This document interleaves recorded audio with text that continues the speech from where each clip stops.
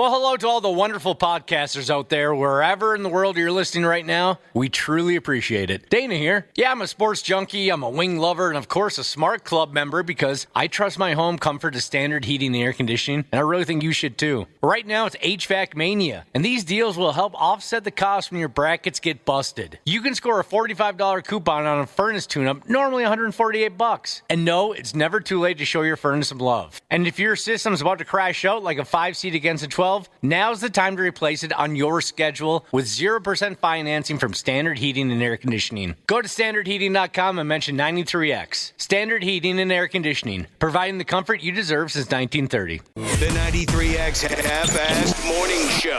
93.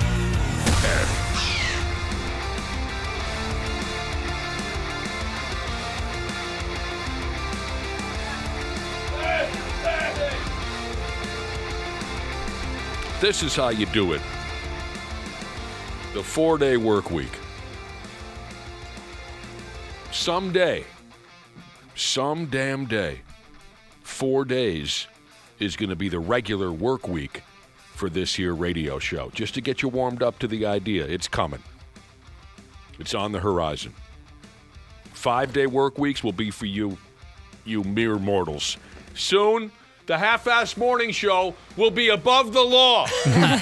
I'm telling you, soon enough, we're trimming her down to 4 days a week. We haven't decided yet, Cubby and I, if it's going to be Monday through Thursday or Tuesday through Friday, but we're going to trim her down. We've earned it, and it's time for the rest of you to suck it up. Don't worry, Dana and Ashley, you guys will still be here. Okay. Oh, yeah, you two are still going to work that 5th day. Yeah, it's we both have hit over 3 decades here, pre-morning show. Well, actually, God. Nick started on different morning shows. I started in different positions. So once you hit 30 years, you guys can have an extra day off. Looking forward to it. What's that, 30 years? Yeah. Or being without us morons. Welcome to the Friday vibe. Well, elementary school custodian Jesus, all of a sudden, we're no longer above the law. That wasn't too long that we held that title. He only has a 2-day work week next week. Lick me down. 2 days. That's awesome. All right, let's change this to 2 days. I had an uncle at one point or another. He was a troubled guy. But I remember him many, many, many, many decades ago bitching about work. And he said this: I wish they'd just let me work 2 20s and get it over with. I've always thought that 2 20s he wanted. Nah. I don't know I'm if at- good. I would die. I don't know if at 50 I could do that. When I painted I would houses die. when I painted houses one summer, we did 4 10s, and that was great. Yeah, that's how I used to work those warehouse gigs, Dana. We did 4 10s, or sometimes we'd make it an 11 or a 12 ski, but it was 4 days a week. Those were wonderful times. Especially when you're young and you get a 3-day weekend to go out drinking. That was perfect. Like different police departments will have like a 10-day on, 7-day off, or whatever it ends up being. Mm-hmm. I always thought that'd be kind of cool, too. Me too. We're trimming her down to 4 days before you know it. You know what? I don't appreciate a lot of people texting in saying my mom also started in different positions. Like, I can't get away with saying anything, and then you just start hammering my mom. I mean, it's like bang, bang, bang, bang, over and over and over. All these texts come in. Yeah, It's disgusting. I can't say a thing. 3 12s this person works. Oh, wow. I'd be game for that. 3 12s. Yeah. Well, no. No, not 3 12s. 3 5s, maybe 3 6s. 3 12. No, I'm not game for that. It's the Friday gimmick around here. We appreciate you listening. Oh, speaking of our silly little meaningless radio show, you peckerheads are lucky to have me. We know. Yeah, but do you That's know? no new news. Do you know why? I could probably spend 3 12s going down an entire list. Jeez Louise. That's so cute. Because I'm stable and successful. Stable is the word, and successful. Now, I wasn't aware of how stable and successful I am until I was just reading something. Well, 2 things. And thank you, Cubby, for having a list prepared, it seems, in your head. I wouldn't even need it. I mean, it's just, I could rattle it off the top of my head. What a guy. These are scientific facts now, and I know I'm not the only sumbitch who carries these traits. But here we go. This is how I learned just how stable and successful I am. Fact number 1. People who eat the same thing for breakfast every day are more successful. That's me. Me too. Yeah, I didn't know that. That made me more successful. That's pretty cool. Okay, so you are also successful? Yeah, I pretty much eat the same everything every single day. I'll do it for a couple months, or I'll try to, but then I'll forget to get the breakfast that I usually have every morning. Like right now, I'm out of granola bars, but I was on a good run for a couple months of eating peanut butter Nature Valley granola bars. Little free advertisement there. Hi, this is Ashley for Peanut Butter Nature Valley granola bars. Those are seriously the best granola bars ever. So eating the same thing for breakfast, that will draw you in for a couple of months, but then the cycle breaks. Yeah. That's why you're not as successful as the rest of us. Okay, and here's why I'm stable. People who rewatch the same television programming over and over again are more emotionally stable. I left a word out.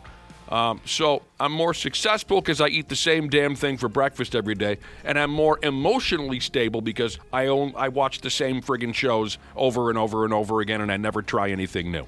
I know what Josh eats every day. It's like protein bars, right, Josh? Well, you know what? You're right, up until a certain point. I haven't in a while, but like I eat a peanut butter sandwich every single morning on my way here. Okay. I've been noticing you drinking some type of protein shakes or something too. Yeah, I've slowed down on that too, but you're right. That's something that I was doing for a very long time. Those like twist off carton things I've noticed. Oh. Yeah. Those You things. know what the problem is, Dana? I mean, I don't You're need to getting say- too jacked? too swole. Yeah, okay. Ah. People get jealous. Yeah, I've noticed too, and it made me feel bad about myself. So, thank you for taking one for the team and stopping with all the protein, Josh. What You're do you eat every morning, Nick? What's your go-to? Ham sandwich, just like Mama Cass in her Yeah. final days. Is that true, or are you making a joke? ham You do? sandwich, and a bag of chips, and then whatever I can find in the house that's sweet, a Pop-Tart, a cookie, a candy bar. So yeah, I know we're not alone in this. Plenty of yous also very likely eat the same thing for breakfast every day. I just never knew that people in that group are more successful. Plenty of yous don't watch new movies and new television. You watch the same friggin' garbage you've been watching for 40 years. I never knew, and likely you never knew, that that group of people were more emotionally stable. So no wonder I'm knocking it out of the park. Yeah, good for you. I'm happy for you. There's some more information here. All right, first about people who eat the same breakfast every day. We make thousands of small decisions daily, it says. That sounds like an exaggeration, but that's what the scientists came up with. Thousands of small decisions? That Yeah, sounds we like probably do without even noticing. thousands? Am I going to Yeah. check my phone now? Am I going to grab the remote? Should I go to the bathroom? Am I hungry? You know, all these little things where you're just sitting around. Yeah, I don't know. I mean, does this count? So I've got this little, energy drink here where you mix the powder with the water. And Sure. I just shook it, opened the cap, and drank from it. Is that 3 decisions? Well, actually, I started by saying I would like a sip of this. So is that 4 decisions? Hell, I Because don't know. That seems how it. That seems like maybe they're throwing those in. Yeah. We make say so. thousands of small decisions daily when you eliminate some of the tiny choices like what you eat for breakfast. You preserve mental energy for bigger decisions later. This just it all sounds very dramatic. I do There's- hate thinking about what I want for breakfast, lunch, and then what to make for dinner. It's exhausting every day, Not forever. if you eat the same thing every day, Ashley. That's all you got to do. You know what else? Wear the same thing every day. I wish I could do that. Put it on the floor. Your clothing at the end of the day, put it on the floor in your bedroom, and then the next day, wear it again. Wear it again! Oh gosh, no, it would get so gross so fast. For those of us who are more emotionally stable than the rest, because we watch the same television shows over and over again, watching those familiar shows. Yeah, my wife called me out for this. Watching familiar television shows reduces stress, lowers anxiety. It makes you feel safe and comforted, and it requires less mental effort. My wife busted my balls one night when she walked into the room and I was watching Good Times, an episode that I've seen 500 times. The one where JJ gets shot. Anyway, she said she must have read some information on this kind of thing because she said, you watch these old shows because it comforts you. Yeah. It brings you back to when you were a child and life was simpler. That's why you watch these shows. I don't know. Maybe she's right. Yeah, there's some truth to that for sure. Well, the study said the emotional stable thing is just you don't have decision fatigue like you're going through, Ashley, where it's that stresses you out having to think about something new or something different every single day. No, I don't think I've ever had decision fatigue for any reason. I'm very much a routine guy. So if it's out of routine, then I do get pretty stressed out. Yeah, we're both routine guys. Do you feel a lot of stress on a daily basis, do you? Oh, all the time. Depends on the day. Not always. Well, then try watching that old episode of Good Times where JJ gets shot. Well, that'd be stressful for me. That sounds uplifting. I've started... it's very funny in the end. He's fine. okay. Of course, nothing happens to JJ, for Christ's sake. What if something does He's happen? Kid Dynamite. I never saw the show. He survived so many gunshots watching that episode over and over and over. What if one of those he doesn't make it? That's my fear. If I watch it and somehow it's changed, they edit it. Here's the director's cut. I can't handle that. The director's cut. JJ dies horribly. So brutal. The He's the director's last cut. thing he's holding on to is his intestines as they're Oh my flowing God. out of his stomach. Josh. I don't want to see that. So you guys are lucky to have me. I'm so friggin' stable, emotionally speaking. We know it. Emotionally stable. What else is going on around here? Oh, yeah. Here's an example. In the last 2 days, I've watched Grease twice. I've never seen Grease. Oh, Grease? Grease is wonderful. Grease is one of those Nick. movies. Oh, I love Grease. Really? What do you That's got? just John Travolta and Olivia Newton-John, how can you top it? yeah, I guess. How can you friggin' top it? Was that the same for you guys in high school where that was a movie you had to watch? Just No. like you got to have a copy of Scarface if you're in Cribs. No, I don't think in high school I ever heard one person say word one about Grease. Oh, it was especially the girls would get together and watch Grease and everybody, that was like a thing you had to do. I don't think I never watched it. It was weird. There was a couple people, I guess maybe 2 or 3 in the whole entire school that were oddly into Grease. I never watched it until I was out of high school. I never wanted to watch it because it was a musical, right? And I thought if you watch a musical, you're a sissy. And then I watched it, and even though I was in love with Olivia Newton-John from the time I was 4, I did not want to watch Grease. We go together, right? I thought it was stupid.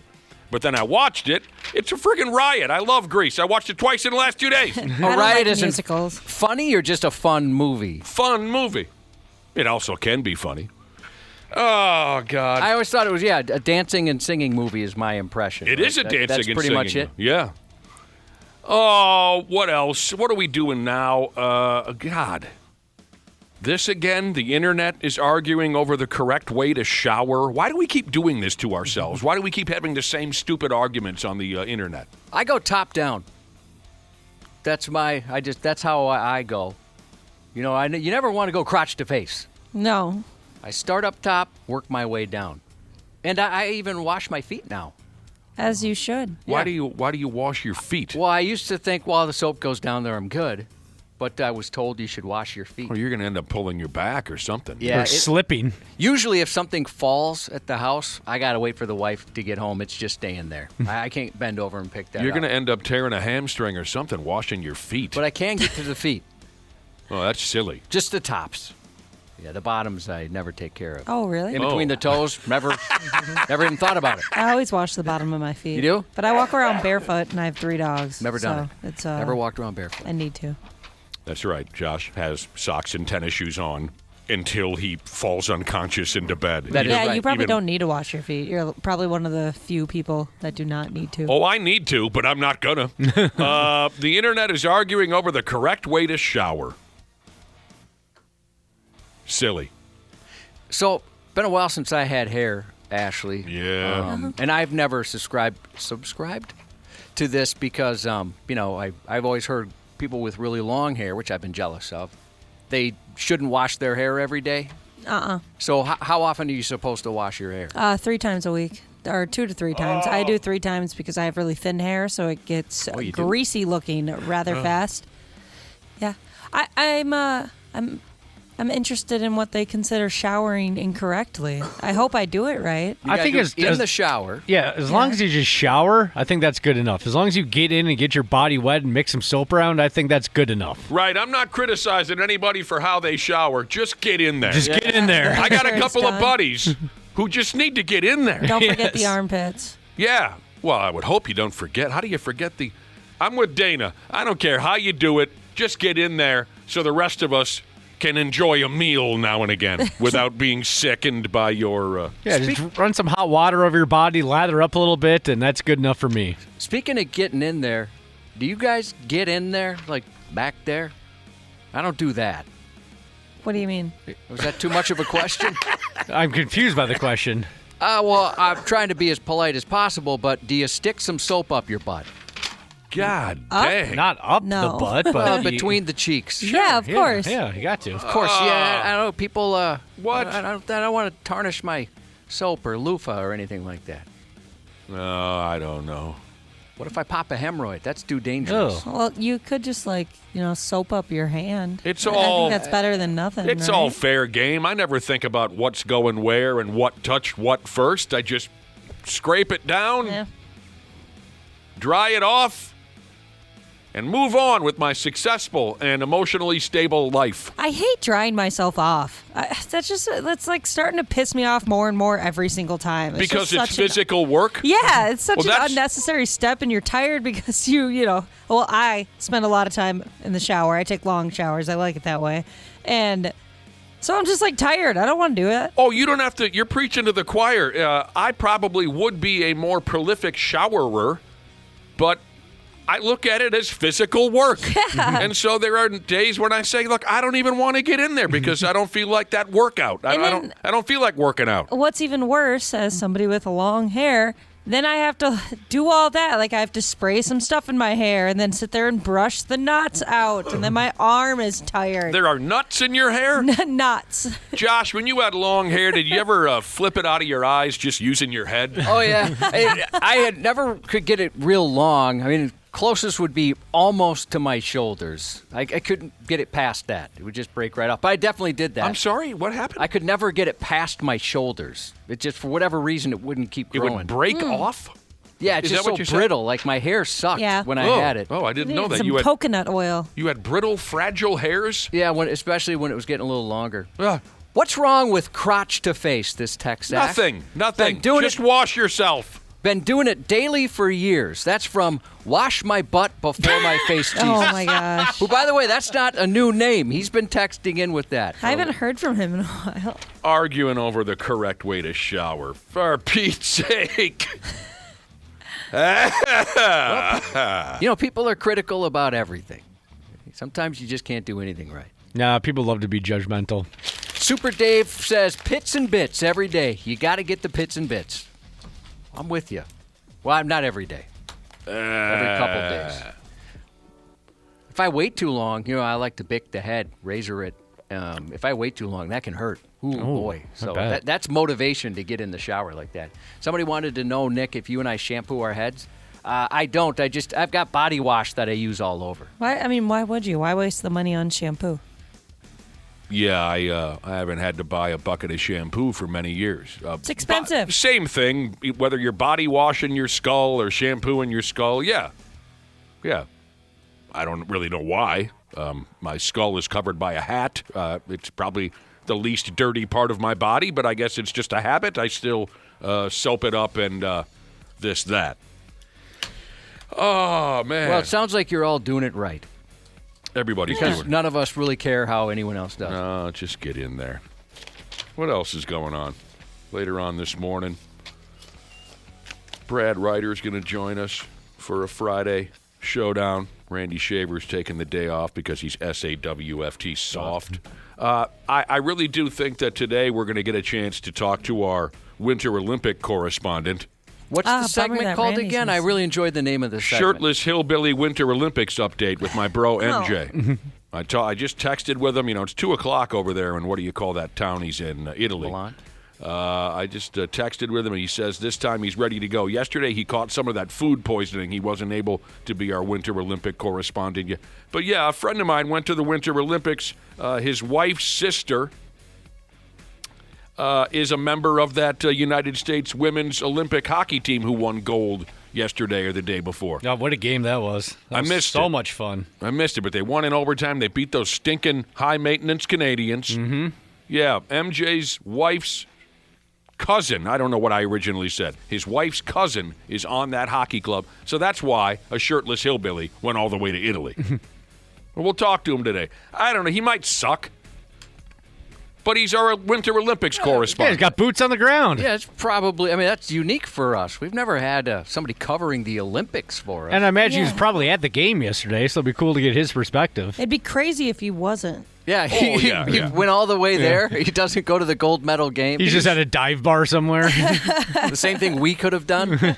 He's been to all the games. Yeah, I want to know what kind of people he has seen. And all the famous Celebrities, people, you mean? Yeah. Like the Kelseys and whatnot? I hope he has an answer for Yeah, you. because he saw Jason, right? Yeah. Jason Kelsey, yeah. That's what he sent a picture to me. Cool. He got food poisoning eating pasta in Italy. That's a shame. And I was telling some of my buddies last night about MJ's Shirtless Hillbilly Winter Olympics tour, and I told them that he got food poisoning eating pasta in Italy, and everyone said, well, how is that possible, right? It's Italy. You would think that their pasta would be the purest thing, any Italian food in Italy. I said, he probably went to a friggin' Olive Garden or something. I don't know.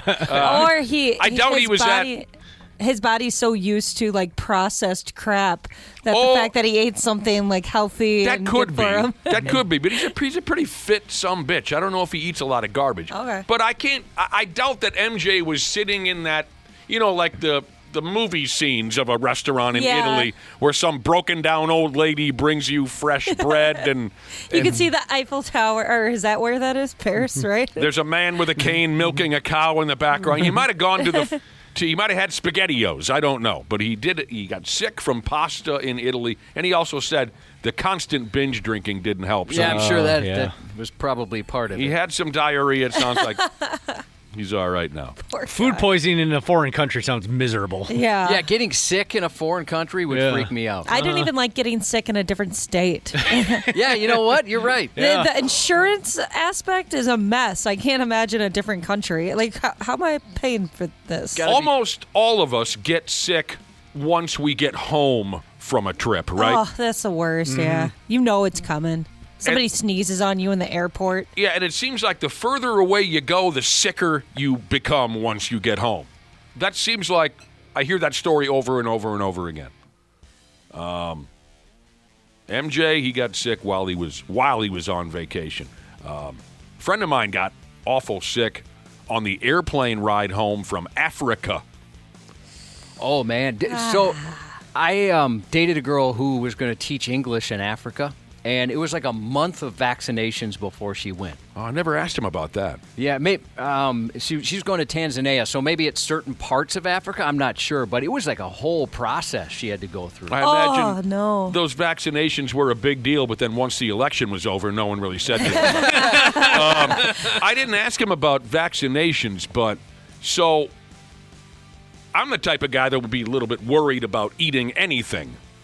Away from home. I'm that way. When I was in Ireland, I was like, oh, I don't know if I want to eat that because I'm unfamiliar with it, right? Yeah. So before he went to Africa, I remember talking to him, are you nervous about the food? You get the idea in your head that anywhere but at home, they're being shady with the food, right? Uh-huh. They're not as clean as we think we are. Water, you wonder, is the water as fresh or clean here as it is far away? So I said, are you worried about the food? He said, no. And when he was in Africa proper, like he was in the middle of the jungle chasing lions and dragons and around. Sweet. Yeah.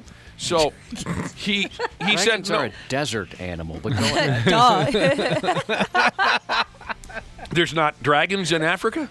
Well, they're in the desert. You said the jungle. Oh. Yeah, ridiculous. Yeah. Oh, okay. You sounded like a fool. He said while he was there, the food was wonderful, but he made a mistake. He gets to the airport, and it's like a 49-hour plane ride from Africa to Minnesota. He gets to the airport, and he's a little bit hungry, and he had some airport food. And the whole way home, he was ill as F. On a flight. That sucks. At least he knows it's food poisoning. As you guys, African fast food was just swimming around his belly. And he's just like, a couple of the silent ones, he had to. You know what I mean? He had to sneak a couple of the silent ones out. And the whole section of his airplane was like, oh, my God, who the hell? African fast food. Yeah, and he's pouring sweat. He said he was just sweating. It's got to be that guy. Yeah. Oh, who had the African Sabaro? Right. Killing me. Oh, man, I forgot about Sabaro. That's good stuff. Thank you for bringing that up. That's awesome. As you guys know, in a couple months, we're going to Mexico, and I've been getting a lot of people. I don't travel much, and a lot of people have been saying, don't drink the water. And then there's things I've heard that. People are saying, like bottled water. And then stuff I wouldn't even have thought about, like ice. Of course, that's just frozen water. Don't drink it, which sucks because I like to fill my cup up with pretty much all ice and then, a little bit of pop or whatever. So, if you guys, you've been to Mexico, haven't you, Nick? Never. Oh, you haven't? I think Never Dana, saw it. Didn't you Yeah, just that's where go you- there?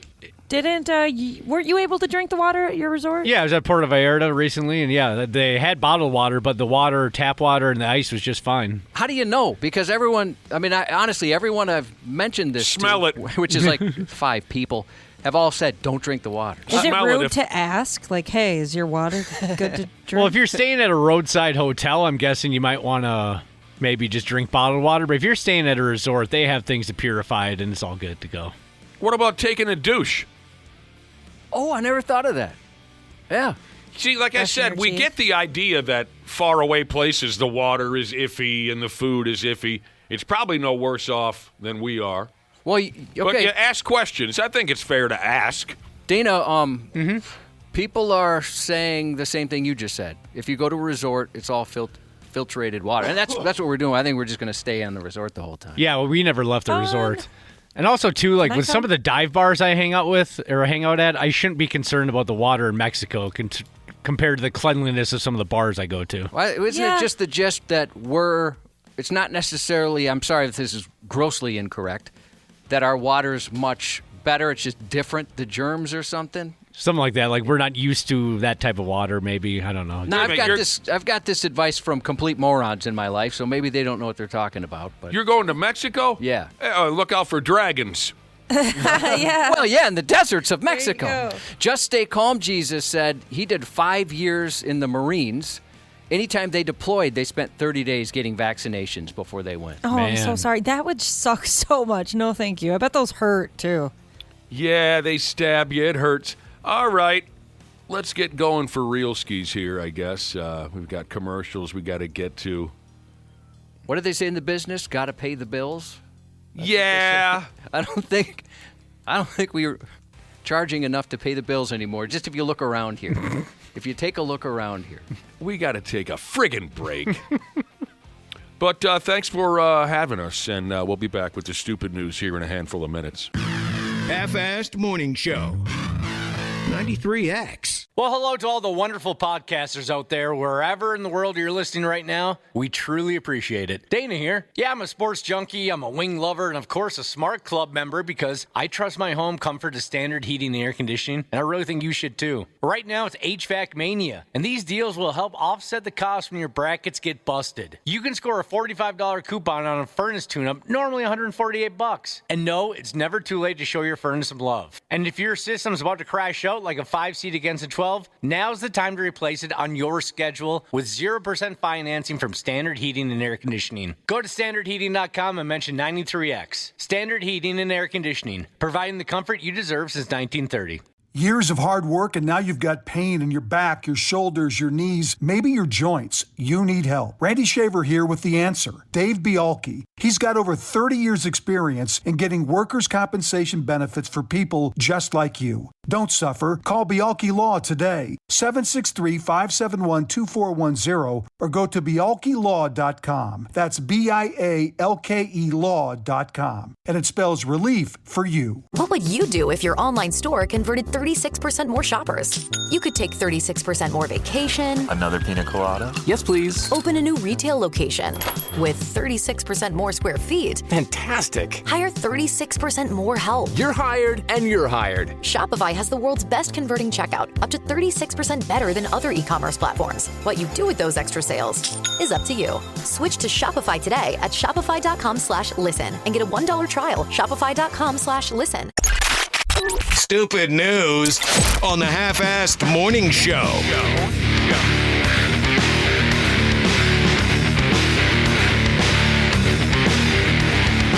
Yeah. Sure.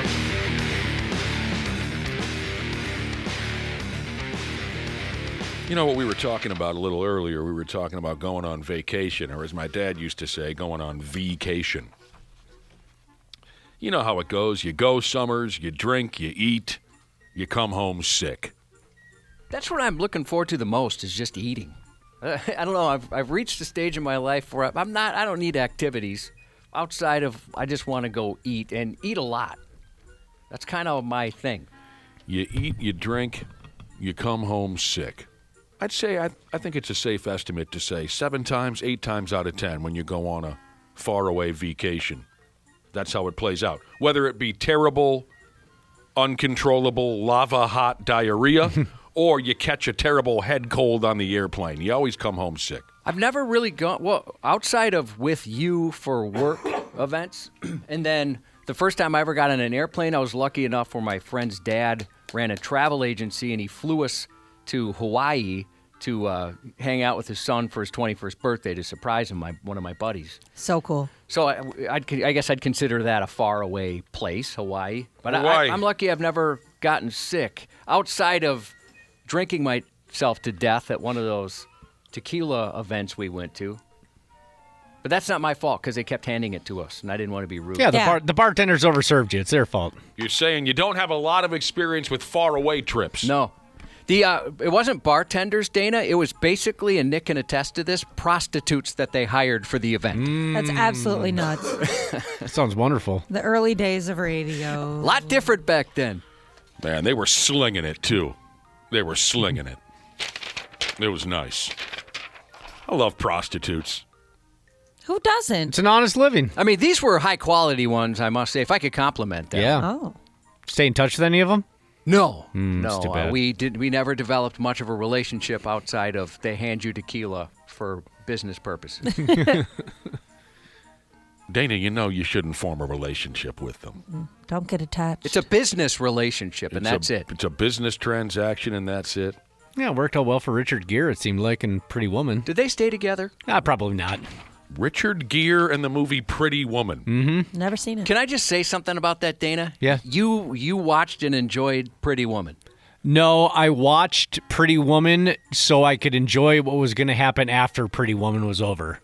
Oh, well, that kills my joke. Oh, I'm sorry. Because I thought you were going to say yes, and then I was going to say, yes, me too, very much so. Oh, okay. I really liked that movie. I dated a girl who was obsessed with it, and she really wanted me to watch it, Oh, so my I just God. sat through it knowing what was going to happen after. Josh, did you just watch it alone? I'm sure it wasn't alone, but I remember... I mean, I don't remember who I was with. I can tell you this much, though. I said it was a joke. It's not a joke. I liked that movie. Yeah, I remember being enjoyable, and obviously people like it. There's nothing wrong with that. You got the... No, we're poking the bear here, aren't we? You got that fine piece of eye candy in there in Richard Gere, and then some chick that played a prostitute. Julia Roberts, decent, I guess. You all right, Nick? Are you guys done? Oh, I'm sorry. Sorry for talking about things that we enjoy. You talked about Grease earlier, not necessarily Yeah, a movie that true. a guy like yourself it'd be obvious you'd enjoy. I'm just playing with you. The only thing that would have made Pretty Woman worse is if the lead male character would have been played by Josh Hartnett. A 12-year-old Josh Hartnett at the time. Let me tell you a true story now. Yeah, that'd be concerning. It would be. If he's hiring prostitutes, that'd make it a whole different movie. Yeah. I'm all in. I'm all in on this conversation on Pretty Woman. 100%. I was just busting your chops. True story. 1990, I believe that's when the movie came out. And every girl under 22 fell in love with it and dedicated their lives to it. They would have given their life for the movie Pretty Woman for about 6 months, and then they moved on to a new favorite movie, right? So, 1990, I'm fresh out of high school. A buddy of mine is still dating a high school girl. And what in the hell is that? Oh, Dana's neck was going for it. That was the most took forever. The most elongated neck burp that you've ever come up with. That one was concerning. That's a new record. Yeah, I heard one earlier, but it was kind of a normal duration. That one went on forever. So this buddy of mine is still dating a high school girl. We are 1 year out of high school.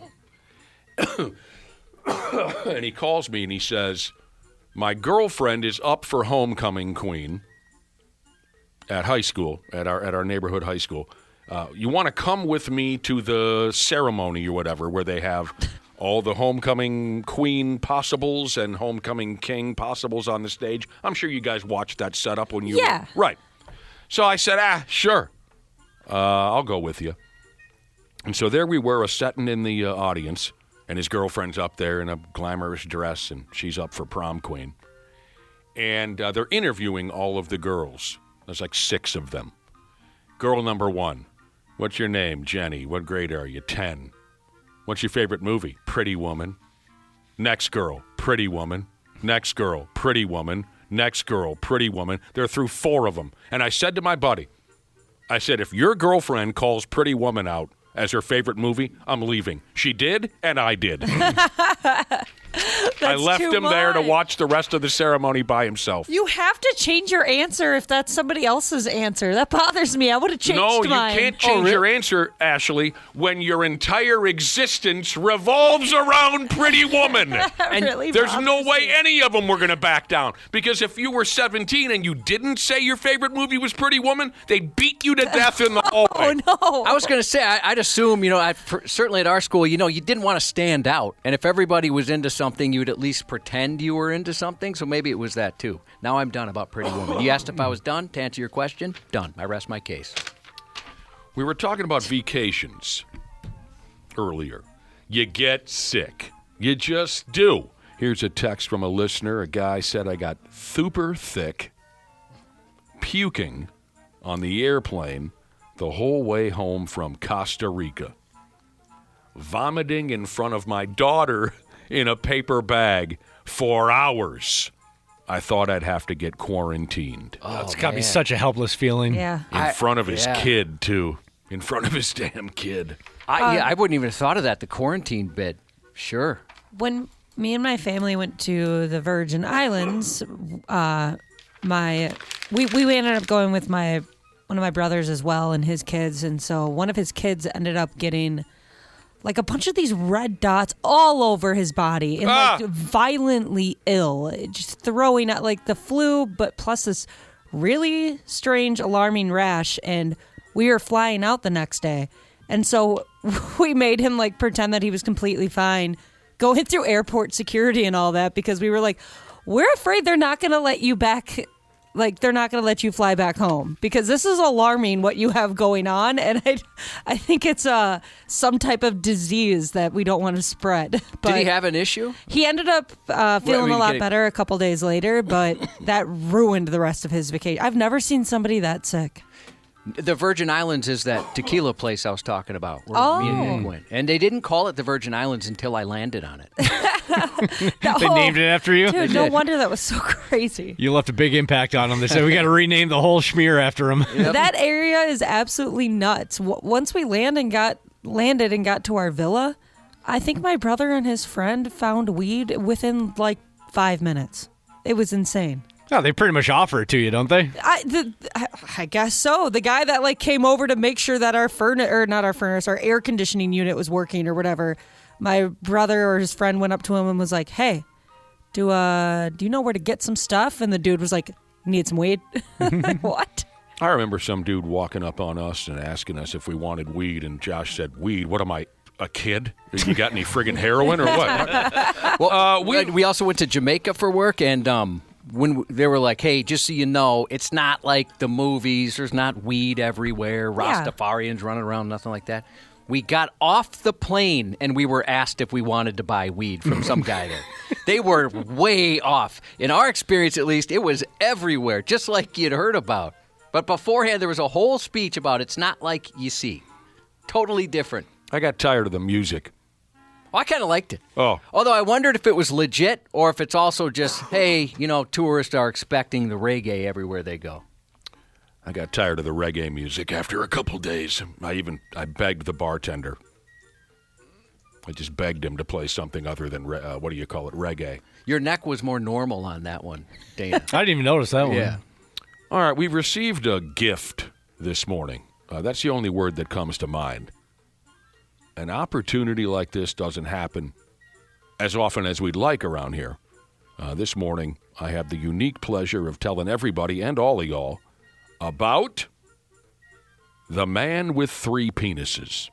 Whoa. That's one more than normal. Unless you've heard of him already. Or have you, Josh, have you heard? Or possibly met the man with 3 penises already? 3 penises is too much. Now, 2 penises, I've always thought that'd be the perfect amount of penises. A threesome, it seems like you need 2 penises if you're the gentleman. And No, you don't.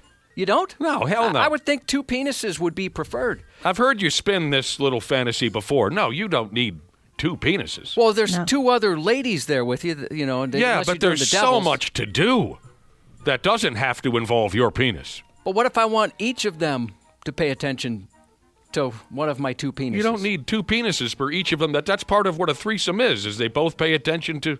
Well, I'd like to agree to disagree. Fair enough. The man with 3 penises. I don't remember ever discussing this character before. Well, first off, I'm sorry to say that the man with 3 penises has upped and died. And his 3 rods had nothing to do with his death. He made it to pert near 80 years old, but now he's dead. And from what I can follow here, the man with 3 penises possibly lived his entire life unaware that he was carrying 2 more peckers in his shorts than the average sumbitch. He had some good luck and some bad luck in his lifetime. The good, obviously, he had 3 penises. The bad, he spent his entire life in England.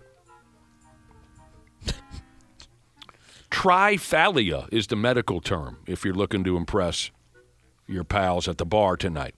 Triphalia. So the man with 3 penises was one of those characters who signed up for organ donation, don't you know? And don't get cute with that. So after he checked out, the doctors were cutting out his this and his that and setting it on a separate table for organ donation, and that's when they noticed that dude had a case of triphalia, 3 tallywhackers. They were cutting him smooth up, Cubby. That's 2 more organs than they were expecting. Would you want to know if you had 2 hidden penises? I think I wouldn't want to know. They're hidden penises? Yeah. Sure, tell me about it. You don't know about it? It's not bothering you. Why would it bother you to know that? Well, I don't know, because there's no real advantage. I would just think that's awful weird. Yeah, weird. There's, if they were exterior, we both agreed that if you're going to have a threesome, how much better it would be to have 2 penises. Now, if they were exterior, that's a different thing. Although that would be a lot of awkward conversations with intimate partners, wouldn't it? Well, I guess I have to think about this. I don't want to have 2 penises for any reason, sex or otherwise. That would just be too friggin' weird. What if you could, I wonder, do they both, well, we're speculating here, but I want, would they both function? Which goes where? What would be the best advantage? Like, this person wants to know, what would 2 penises even look like? Where would the second one be? Would it be like a normal hitch and then a drop hitch right underneath? Maybe that's it. There was a porn star years ago with 2 rods, although I always suspected it was fake. Air Filter Jesus said, 3 penises? My God, according to my wife, I barely have 1. But I wouldn't mind knowing, like Josh, you said, would you want to know if you had 2 hidden penises somewhere in your body? I wouldn't mind knowing. I'm not going to tell anybody after the doctors tell me. But keep that to yourself. I wouldn't mind just having that knowledge. Yeah, I think even that wouldn't be a drunken admission for me. Maybe I'd tell 1 or 2 buddies. It'd be a pretty good line for 2 truths and 1 lie. I never played the game. I don't know how it works. Oh, so you say like three things, and then people have to guess what one is a lie. Yeah, and then don't you drink if they say the lie? Is that the gist? Yeah, like you drink if. You want to play real quick? So I tell you 3 things. One of them is the truth.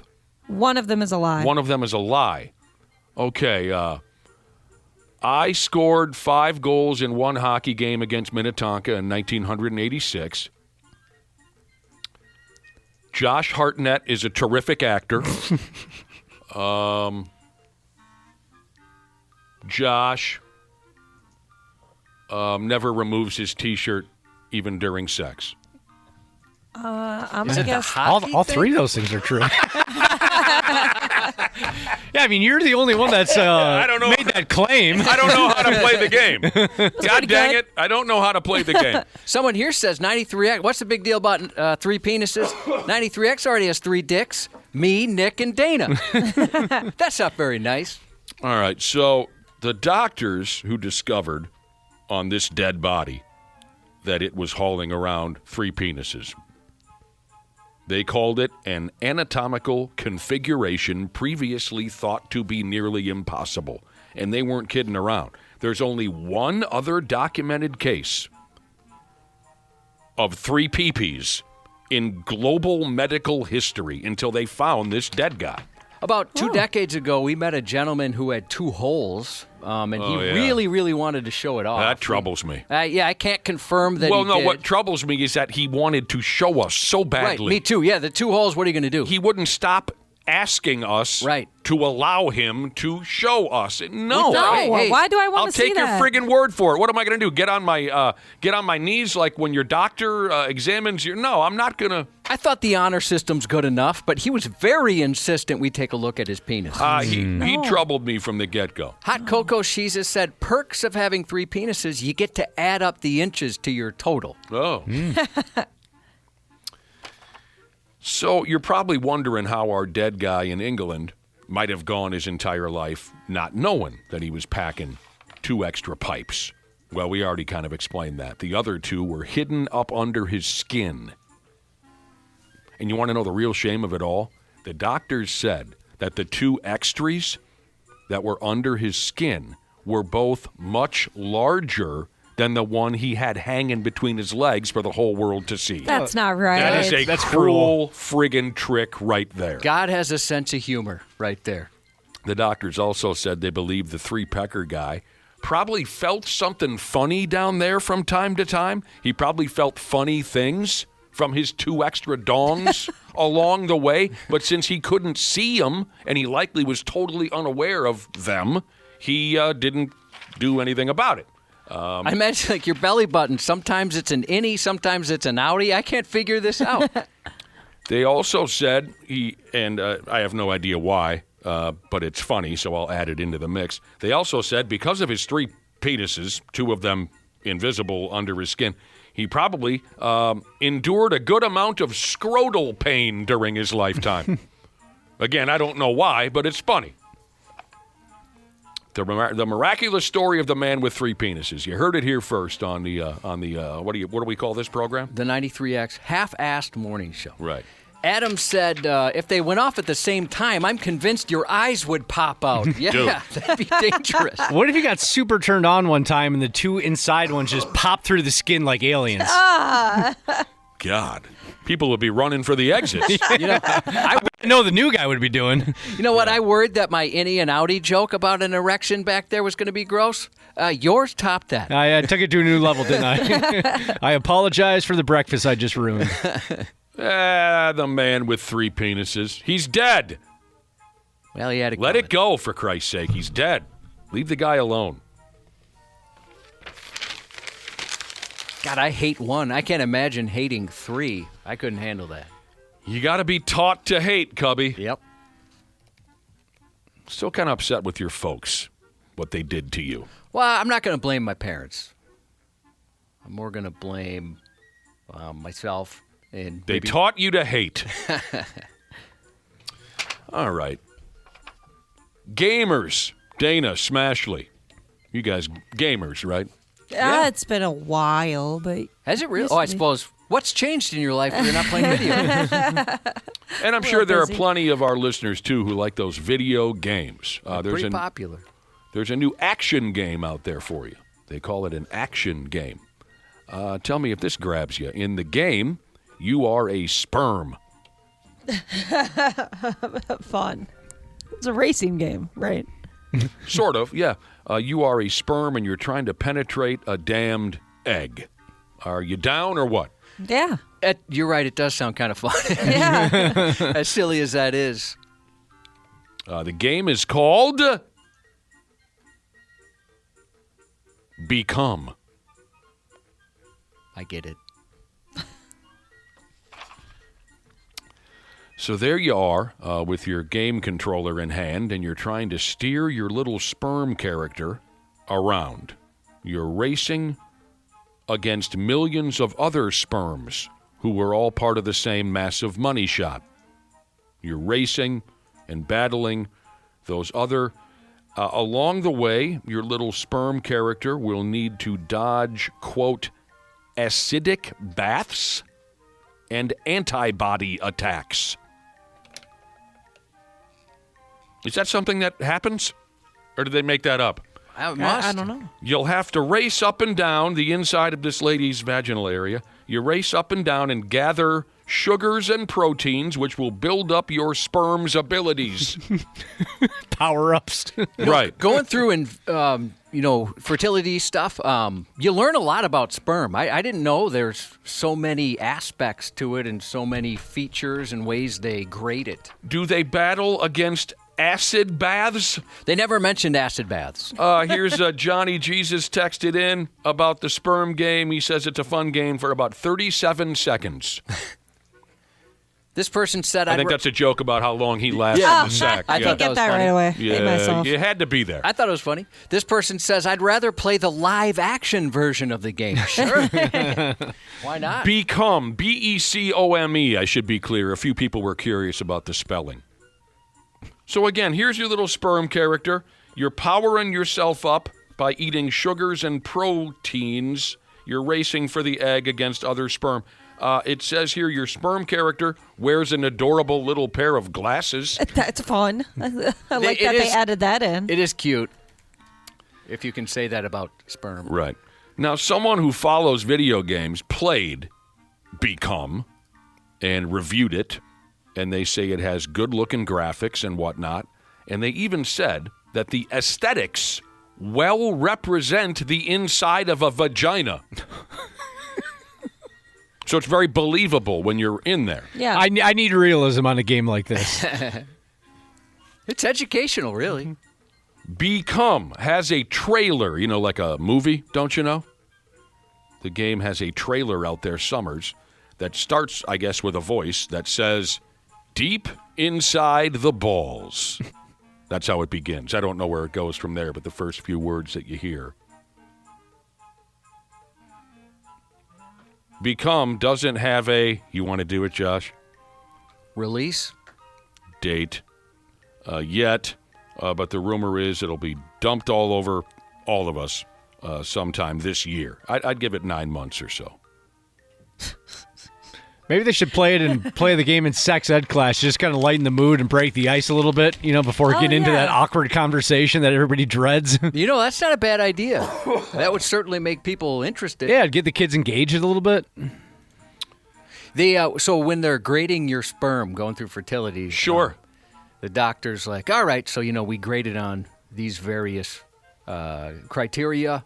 Motility was one of them. Shape. What is motility? Like how it moves, right? How fast and how good it is. I always pronounce that mobility. Yeah, they call it motility. I'm not a doctor. They call it motility. Okay, and what else? So how your count, okay. Right?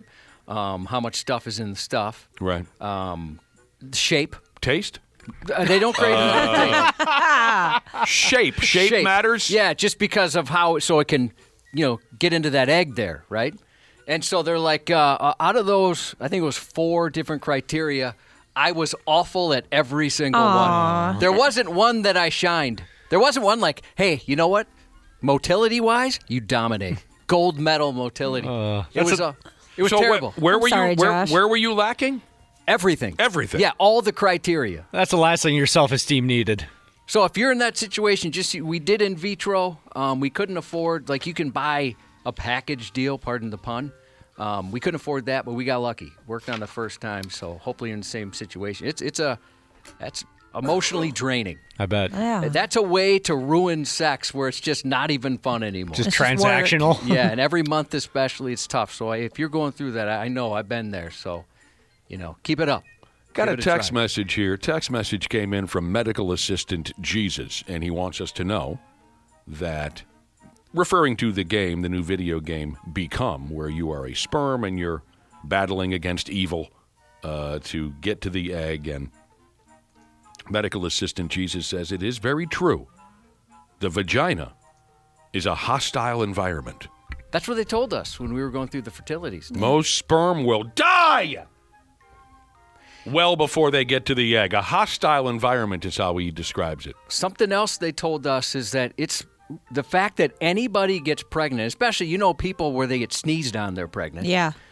It's a miracle. It's incredibly difficult. You have to be very accurate with your timing. Yeah, everything has to be perfect for it to work out. And it's just one of those things where, it just seems like for some people it's so easy and others, for whatever reason, it's not. Yeah, Right. Some people are really fertile. And they teach you back in school that, if you get a boner across the room from a girl, you're going to get her pregnant. Yeah, exactly. You guys ever seen anyone's genitalia and the first thing you thought was, that looks like a hostile environment down there? Definitely. No. Yeah? Yeah. You've seen some hostile Yes. terrain? Yep. I thought, I've seen that in a Lord of the Rings movie. I've seen that in a Star Wars movie. I've seen those before. So you thought to yourself, I don't know if I can make it out of this alive. Yeah, is it the Eye of Sauron? No, there's no other, there's nobody that's seen the movie? No, I don't know No. what you're... Lord of the Rings or Hobbit or whatever? Never saw it. It's been a very long time. Ashley, where do you get your tattoos? Rockin' Tattoos in Egan. Oh, They're yeah. awesome. My wife just asked if you got one over Valentine's Day. They call the No, place... I wasn't able to go, which really sucks because that's my dream type of tattoo, half lovey-dovey, half horror tattoos. That would have been perfect. I would have gone broke that day, but they don't let you bring babies with you, so. They call the place Rockin' Tattoos. Yeah, it's Yep. right by us. And my wife, now that she's going through a midlife crisis or is secretly in a punk band, I'm not sure, she's been getting tattoos, and that's where she goes as well. So when you walk in, they're cranking Bachman Turner Overdrive and things like that? They stick by their theme? Rockin' Tattoos? No, it's a lot of. I guess I don't know. It's different music. Sometimes they'll put on something that my dad would have listened to, and I'm like, what the heck is going on? Well, here? yeah, Bachman Turner. Next time you go in for a tattoo, will you, what's the word in the business? We work in radio. Would you make a request for them to play some BTO? Yeah, sure. I can do Ain't that. Seen Nothing Yet is my favorite. I think that's everyone's favorite by BTO. Ain't Seen Nothing Yet. That song friggin' rules. Okay. Josh, what fast food bathroom did you once get busy in? Was it a Burger King Burger King, bathroom? yeah. We wrote a song about it. Here's a place where fast food and tattoos become one. Or at least temporarily, they work together. Two became one. In a place called Gastonia, North Carolina. It looks like someone videotaped somebody. The somebody had their shirt off, and they appear to be receiving a back tattoo while sitting in a booth at a Wendy's fast food restaurant. That's a good choice. Yeah, 2 birds with 1 stone. The video looks like it was shot by someone sitting in their car in the Wendy's parking lot. They couldn't believe their eyes, so they had to record what they were looking at. I can't tell if it's a he or a she. It's a person with blue hair sitting shirtless in the dining area of the restaurant, and someone or another is behind the person stabbing a fresh tattoo into their back fat. A tattoo in a Wendy's restaurant. Ashley, did you ever get tattoos in a weird place? By that I mean geographically? No. They're at school or a party? No, I was always very cautious about that kind of stuff. I used to watch my friends do that, the stick and poke tattoos. And I was like, no, that looks like an infection waiting to happen. My daughter, who's afraid of getting shots, has been tattooed at a party, and she got a tattoo at a legit place, I think Rockin' Tattoo, and then she tattooed herself once. I've been at parties where somebody breaks out a tattoo gun, and that always just looks sketchy. That is very, very bold. Oh, yeah. I thought it was cool. You had that at your wedding, the tattoo artists. Yeah, shout out to Yeah, that was sweet. Nokomis Tattoo. They were wonderful. Yeah, we weren't sure how many people would actually get tattoos. We knew a lot of our friends, and especially in the wedding party, liked tattoos, but they had to end up turning people away at our wedding reception because they ran out of time. They're like, we just don't, we're out of time. We got to turn you away. There was a line. Mm-hmm. I mean, yeah, that was very popular. Oh, the old beer party tattoos and piercings. We've all been part of that once or twice. Anyway, this is against the law in North Carolina. You can't just sit down and give someone a tattoo anywhere as you want to. I'm glad there's rules about that. Local authorities are looking into this back tattoo that was etched into somebody's body. Oh, God. At Wendy's. The staff at Wendy's also are saying, sorry, but we can't keep an eye on every J-Brone in the restaurant. We can't police everybody. Please don't think of our joint as unsanitary. We didn't know what was happening. We were cooking burgers and whatnot. Yeah, it's not on them. No. Yeah, it's not like, all right, so I'm going to go do the tattoo rounds to make sure no one's getting a tattoo out in the booth. Poo-poos and pee-pees Jesus got a tattoo just surrounded by semen. He got a tattoo in the cargo hold at the bottom of a Navy ship. Oh, my God. That'd be kind of cool if you're deployed or you're in the military, getting tattooed on something like that. Yeah. Are you staring at my tattoo? Are you? No, I wouldn't look. I'm looking Are you away. looking at my tattoo? No. Remember that one, Ashley? Yeah, I do. I love that night. The country house in Medicine Lake, Minnesota. Chugged up plumber Jesus is getting a neck tattoo on Saturday. Ah, good luck. Ouchie. Poo-poos and pee-pees Jesus has gotten back to us. Again with poo-poos and pee-pees, Yeah, Jesus. he got back to us with his Navy tattoo. He said it looked like crap. Sports on the 93X Half-Assed Morning Show. Like, literally, the price of coffee over here is actually fine. Where are we going with that one? But anyway, let's get into today's sport. We're going to start off with some actual Brisbane Broncos gearing from their trip to the UK rather, because Reece Walsh has stolen the show. He, of course, did that in the last year's Ashes series, crowning for 4 tries and claiming England's fans just 3 months following that UK club challenge. Wow, that's a lot to handle. What's happening? That's a lot to handle. Yep. Didn't follow a word. A reporter from Australia is apologizing to everyone that crosses her path today. Apparently, she went on air drunk at the Olympics. That's not kind of drunk either. She's gone. But you know what? I ain't mad at her. She's been there for 2 weeks. I would guess if she sees one more snowboard race or one more boring curling match, she's going to go out of her mind. She had to get her done. Right? Friggin' stubborn Swedes everywhere. Let a gal get friggin' hammered. You're not mad at her, are you, Cubby? No, she should be having fun out there. Her coworkers sure didn't seem impressed. That's for No, but they're not sitting in Italy for 2 weeks. I'm glad she got it done and went live with it. I hope our Olympics correspondent, when he calls in this morning at 7:30, I hope he's kind of drunk.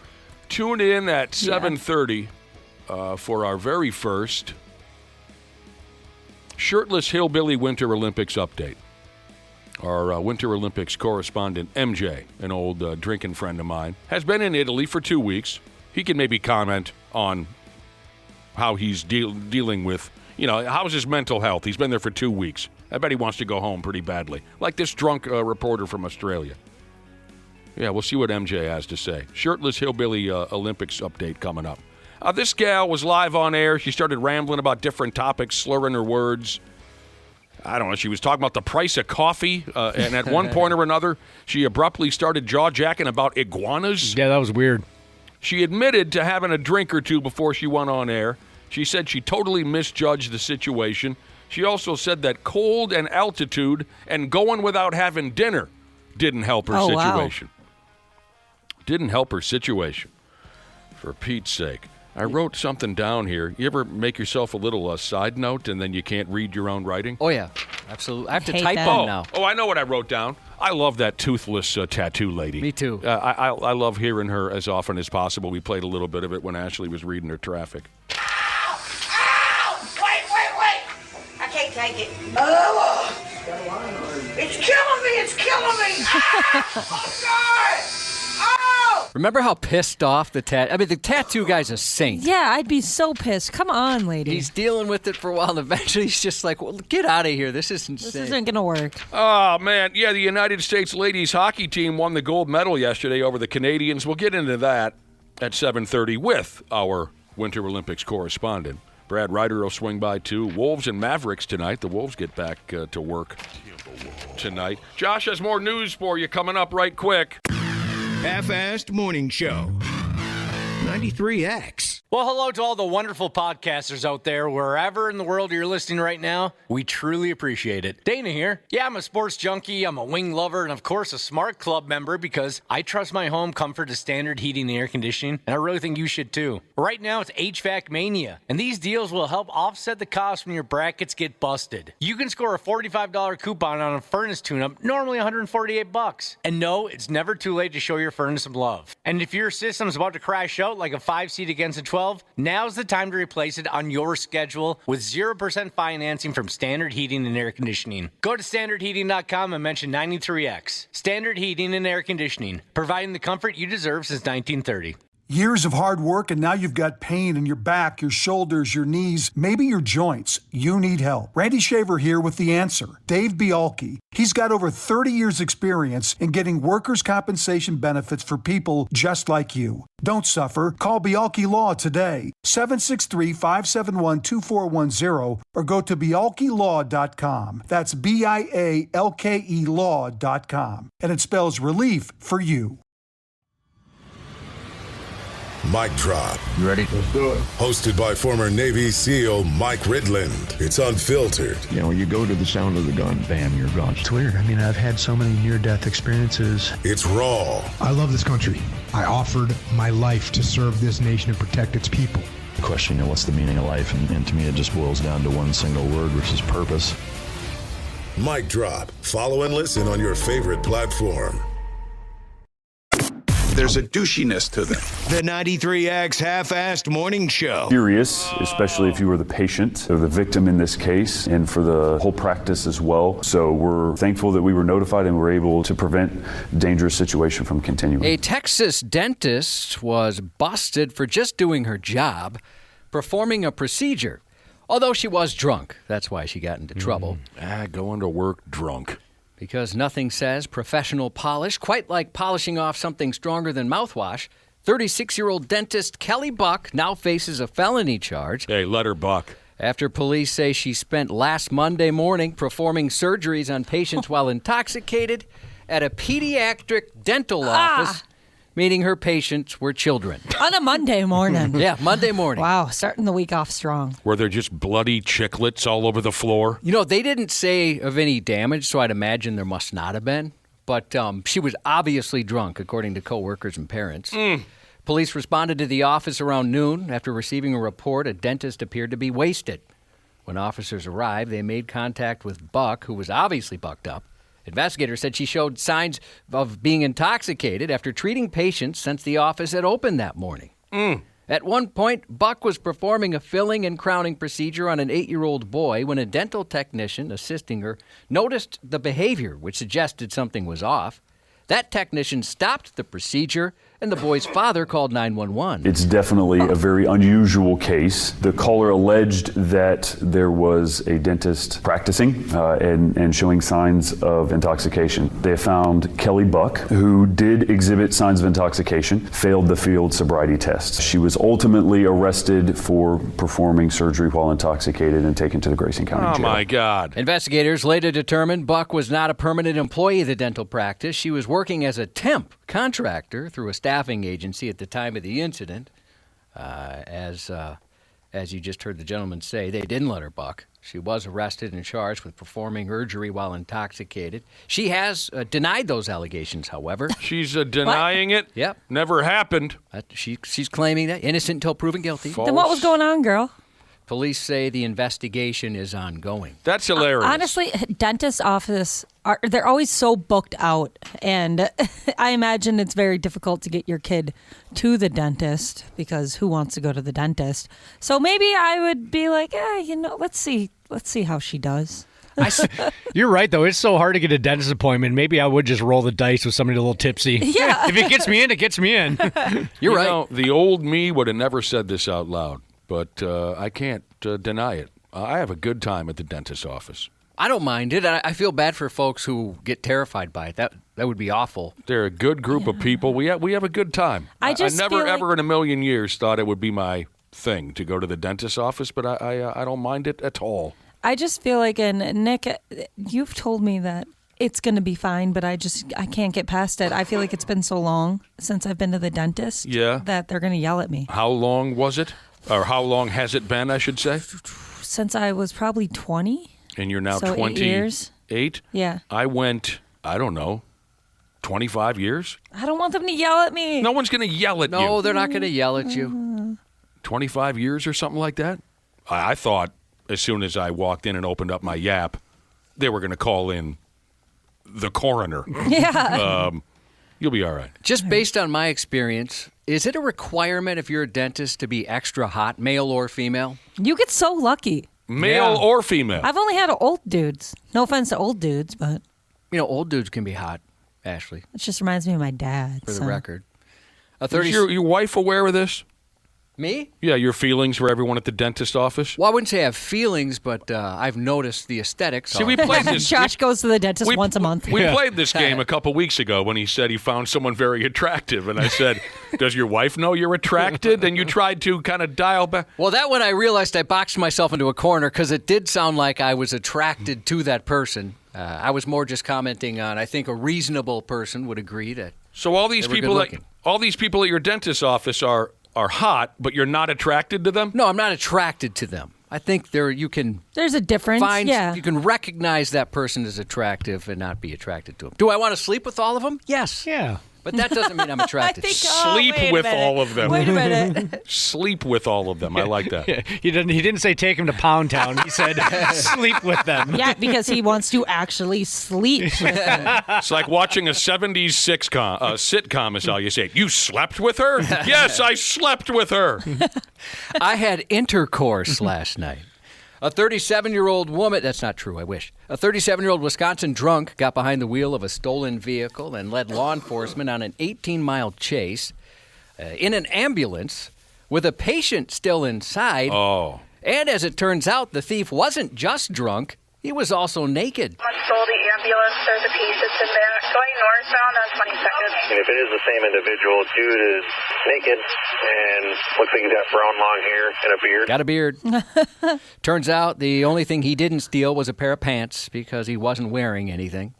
The ambulance had been parked while fire department crews provided medical care. 2 paramedics were inside with the patient secured on a gurney, and things were normal until a 37-year-old man climbed into the driver's seat with the quiet confidence of someone making bold beverage-based decisions. What's up, guys? Away we go, he says. I'm hammered. This seems like a good idea. One paramedic stepped out to stop him. The second tried the same and then sensibly selected self-preservation. And they escaped the vehicle to contact police. You hear that come over the radio that someone has stolen an ambulance, and your first thought is, how does that happen? Placed our officers in harm's way, the individual in the back of the ambulance in harm's way. Officers followed. But wait a minute. The paramedics left the patient in there. They didn't have time to get him out. Well, you never leave a man behind. Yeah, I don't know the situation. That's cold-blooded. Maybe the patient they didn't care for too much. Was the patient... Or had bad insurance. Was the patient conscious for this? Yeah, I don't know. I don't know details on it. I'd love to get their comment on this. Being a patient in an ambulance that gets stolen seems like it's something that would only happen to Greg Fokker and Meet the Parents. A lot of things happen to him. Right, it just seems like one of those misfortunate things that would only happen to that character in that movie. Even though it's not the department's fault, I do think that ambulance ride should be free with how much those cost. Or maybe his next one's on them. Officers followed the stolen ambulance and attempted an early ending with tire deflation devices, but were unsuccessful. A second department tried, same result. A third attempt finally found success, disabling the front passenger side tire. Undeterred, though, the man steered the struggling emergency escape mobile into a muddy field where it got stuck. As a reminder, the patient was still in that ambulance. Yeah, again, I'd love to. Oh, yeah. I already forgot. So police deployed. We were just talking about it. Yeah, I know, but as soon as the story started, I forgot again. He doesn't listen to you, Josh. That's fine. No one does. I listen to Josh. I assumed as much, which is why the reminder. Police deployed a drone. They wanted to observe the man at the scene. They didn't want to go in there and hurt that person further in the back. And they took him into custody. Yeah, awesome. Now we got to get it out of this field. I like that guy in the audio said that his first thought when he hears that an ambulance is stolen is, how could something like this happen? But because of this show, my first thought is, how drunk or how high? Mm-hmm. That's usually the case, right? A 25-year-old arrested after falling into falling into a temporal loop of stupidity. The Montana man was busted for driving under the influence when he arrived drunk at the sheriff's office, and he was there to pay an open container fine. While waiting for assistance at the office, Sheriff Rico Barkle noticed the man appeared to be intoxicated. When asked if he had driven to the office, the man helpfully replied, yes. Yup. When asked how much he drank, the man replied in slurred speech that he had consumed how many? 2. 2. Always 2. And then he added that he also smoked 2 bowls of marijuana. Fun day. He agreed to a breath test, which showed he was 3 times the legal limit. And because consistency is key, deputies also discovered an open container once again in his vehicle. The Granite County Sheriff's Office stated the following on Facebook: as a public service announcement, if you drive to the Sheriff's Office intoxicated, you will be arrested. If you drive here with a suspended or no license, you will get a ticket. If you enter the Sheriff's Office with a warrant, you will be arrested. Stupidity is not an excuse, they said. The man was charged with aggravated DUI and another open container violation, neatly completing his circle of self-sabotage. Nice work, stupid. Police also say the man drove there to file some sort of complaint with police, though they didn't elaborate. About what? Long before, I'd love to know. Long before this man completed his personal loop of self-destruction, the country itself was already experimenting with ways to control alcohol. On yesterday's date in 1881, Kansas led prohibition by being the first state to make alcoholic beverages legal. Legal. A bill introduced in the Colorado State Senate last week could make Colorado the first state in the U.S. to fully decriminalize prostitution. Oh, wow. We were just talking about how great prostitutes are. Because if you're going to make history, you might as well orgasm. Senate Bill 6969 would require the entire state to decriminalize commercial sexual activity among consenting adults, both for people who buy sex and those who are selling it. The approach is saying what happens in the private bedrooms of consenting adults isn't the government's business, and the government will no longer be involved in that. This would be unique in the U.S., since the only other states with any form of legal prostitution, Maine and Nevada, still place certain limits on it. In Nevada, for example, prostitution is legal only within licensed houses of prostitution or brothels, and some counties in the state have banned those altogether. In Maine, buying sex remains illegal, but selling sex has been decriminalized. Lawmakers who supported that law said the goal was to reduce punishments for sex workers who are victims of crimes and to make reporting crimes easier, the same reasoning behind Colorado's proposal. Criminalizing prostitution endangers adults who engage in consensual sexual activity, Colorado's proposed bill reads. Fear of criminal punishment among consenting adults engaged in commercial sexual activity encourages physical, emotional, and structural violence against sex workers, subjects them to economic crimes, and increases resistance to harm reduction practices, they said. Sex workers are less likely to report those crimes or seek medical help following an assault. Colorado's bill goes further than Maine's by also decriminalizing buying sex. According to the bill, this would allow sex workers to better screen prospective clients. If the law were to pass, clients would no longer be participating in illegal activities and would be more willing to provide personal information, helping maintain sex worker safety. The proposal also separates human trafficking from commercial sexual activity and states decriminalizing consensual commercial sex would also allow law enforcement to better identify traffickers or others exploiting sex workers. Sex workers, huh? Whenever we talk sex workers, it always brings me back to the day that me and a friend went over to see Donnie, my pal Donnie. I forgot what was going on with Donnie at the time, but he was He was down in the dumps. And so a friend of mine calls me and says, let's swing by Donnie's place, see how he's doing. We swung by, and Donnie was sitting in his basement. And one of the areas that Donnie's always struggled is with women. He's never had a lot of luck with women. So me and a pal walk into Donnie's place, and how's it going, man? Oh, I'm doing okay. And it was obvious he wasn't doing okay. My pal tried to pick up Donnie's spirits. He saw, next to Donnie's home telephone, he saw a woman's name written down and a phone number. And my pal goes, hey, Donnie, huh? You got a girl's name and number over here. Who's Jill, huh? Huh, player? Huh? And Donnie goes, don't get excited. She's a hooker. 50s and 60s crooner and teen idol Pat Boone did it. Christopher Lee from the Star Wars and Lord of the Rings movies did it. And now, heavy metal is going to Shat. 94-year-old William Shatner is going metal. He's releasing an album of heavy metal covers from bands including Black Sabbath, Judas Priest, and Iron Maiden in collaboration with, quote, 35 hand-picked metal icons.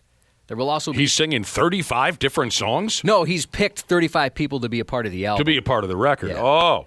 There'll also be some new original material they're going to put out. Some of those artists include Ozzy Osbourne, Axeman, and Black Label Society maestro Zakk Wylde, the legendary Richie Blackmore of Deep Purple and Rainbow, Henry Rollins, and more.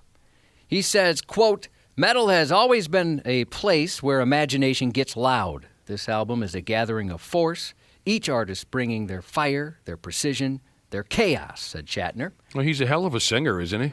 Oh, yeah, he's like kind of like a, maybe would you say a crooner as well? Yeah, like definitely. I chose them because they have something to say and because metal demands honesty, said the Star Trek actor. He's planning to have the album out this year. Oh, you'll be buying that one up. Yeah, I'll listen to that.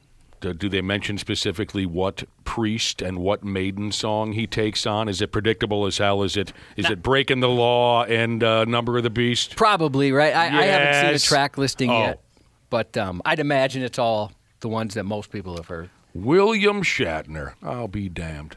It's a mix of suspense, drama, and thick Minnesota accents arriving in theaters and streaming today. In How to Make a Killing, starring Glenn Powell and Ed Harris, a blue-collar man, disowned at birth by his outrageously wealthy family, sets out to reclaim the inheritance he believes is rightfully his. Psycho Killer follows a determined police officer on the trail of a serial killer known as the Satanic Slasher after her husband, a highway patrolman, becomes one of the killer's victims. Oh. And on the streaming side, today on HBO Max, Dead of Winter, starring Emma Thompson as a widow who goes up north to spread her husband's ashes and stumbles across a kidnapping victim she's determined to rescue despite a brutal Minnesota blizzard. On Apple TV, the sophomore season premiere of the Jennifer Garner mystery thriller, The Last Thing He Told Me, and Sunday on Fox, the 20th season premiere of American Dad. Heck yeah.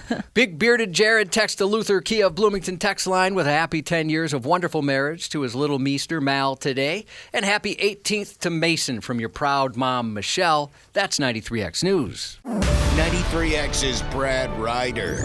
On the Half-Assed Morning Show. Now the pass for Keller, a defenseman. Nice move. Cuts to the net. Score! Megan Keller, the overtime hero. United States wins gold and belong. Brad Ryder is here. Randy Shaver is not for no good reason. How are you, Brad? Good morning. He doesn't even have a good reason, Randy Shaver. He's just hanging out with his grandchildren. Yeah, apparently he can't talk on the phone and play with his grandchildren. No, the guy's a punk. Skill issue. How about it, Brad Ryder? The American gals beat those cheating Canadians.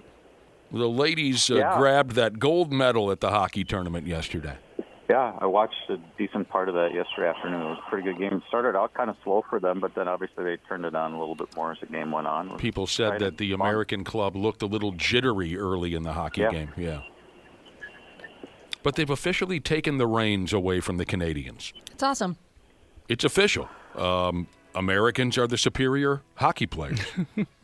The superior hockey players. That is pretty cool, isn't it? Let's see if I've seen a lot of the videos from the game, and it's really fun. It's just like just electric. They had a great time. Yeah. Everybody in the rink was having a great time. Let's see if this terrible idea might turn into something. I'm sorry, Brad. Go ahead.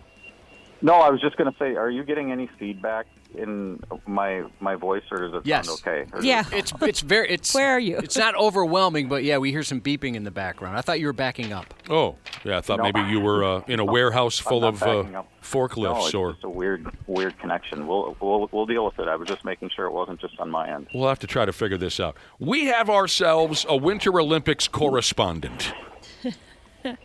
A pal of mine made the trip to Italy for the Olympics. I couldn't believe it myself. Goes by the name of MJ. The first thing that I thought when I think I found out he was in Italy for the Winter Olympics when some text messages were sent, group text messages were sent, and I saw these pictures and whatnot, and I finally put two and two together. For Christ's sake, MJ's at the Olympics. And the first thought I had was, what's a shirtless hillbilly like MJ doing at the Winter Olympics? Let's find out. Let's haul him in here for our Shirtless Hillbilly Winter Olympics update. Here's MJ. Good morning. Can you hear us? Buongiorno. You're speaking Italian now, are you? I do my best. How are you, MJ? I'm a lot better now. Oh, yeah. Apologize for yesterday. Well, shoot, nothing to apologize for, MJ. We heard you were sick. Food poisoning or something? Yeah, I don't even... Between the wine, the beer, the cheese, and the pasta, and some sort of poisoning. So it's liquid poisoning, in other words. Yeah, no need to apologize. We don't need to even leave the country to get diarrhea. We can handle it right here on our own in Minnesota. So no apologies necessary. Well, it's the same here as it is back home. Diarrhea knows no borders. Yeah. Does not. We meant to talk to you yesterday, but you weren't feeling too well. You got a little food poisoning. First off, everybody wanted to know, how do you get food poisoning eating pasta in Italy, for Christ's sake? Everyone thought, well, that sounds like a foolproof plan. Yeah. But it was a combination of a lot of things? Yeah, we're not quite sure on the exact culprit. My wife is pregnant, so I had to drink all the wine for her. Oh, yeah, that's So nice of you. I think that might have a pretty big factor into. I don't drink wine. I absolutely despise it.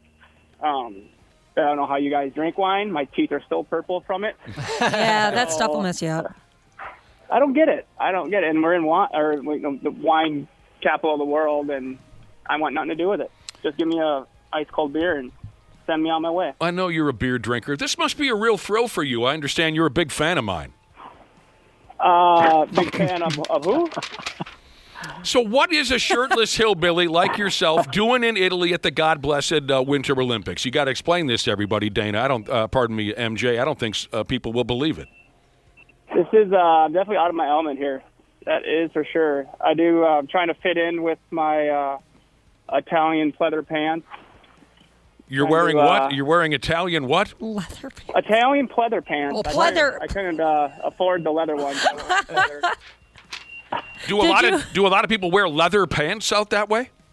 Oh, this is some good people watching. Let me tell you what. There is all sorts of people out here. There's oddballs from all over the world. But there are some people who shouldn't wear leather pants. Yeah, Very true. like the majority of people. So what the hell? Tell us what you're doing out there. Well, so like you guys know, Taylor Heisey, number 27, USA Hockey, is my wife and sister. They're cousins. They have a whole bunch of their family out here. So few months ago, we were like, when are we ever going to go to the Olympics? When we have a family member playing in the Olympics, especially hockey. So I'm like, well, sign me up. And here we are. I didn't really know it was going to be when she plans these trips, I don't really pay attention terribly too much. So I was kind of not sure on the whole Italy thing. When I got here, I'm like, oh, this is Italy. All right, so let's go. That's really cool. So it's your wife's cousin. Italy, what's that? Your wife's cousin plays on Team USA. So, and when did you officially get the invite? Few months ago, we had kind of pulled the trigger on it. And then with her being pregnant, was still kind of on the fence too. But she's more of a trooper than I am. She's like, well, we're going no matter what. So we got the green light from the doctor, and here we are. How far along is she? Just 7 months. Oh, wow. Geez. Oh, gosh. She's getting there. Walking around like that? No, thank you. One thing that I did not read in the brochure in the fine print is there was a lot of walking in Italy. Yeah. There's a lot of walking? Yep. Gross. Yeah. And so how's your wife getting along being 7 months pregnant, for God's sake? A hell of a lot better than I am. Yeah. A little worn out. She's in better shape than you. MJ, we heard Yeah. you ran into Jason Kelsey. Have you seen a lot of celebrities there? I mean, they're showing him on TV. I don't know how many Yeah, you I ran into. into Jason Kelsey. I said Nick said what up to him, but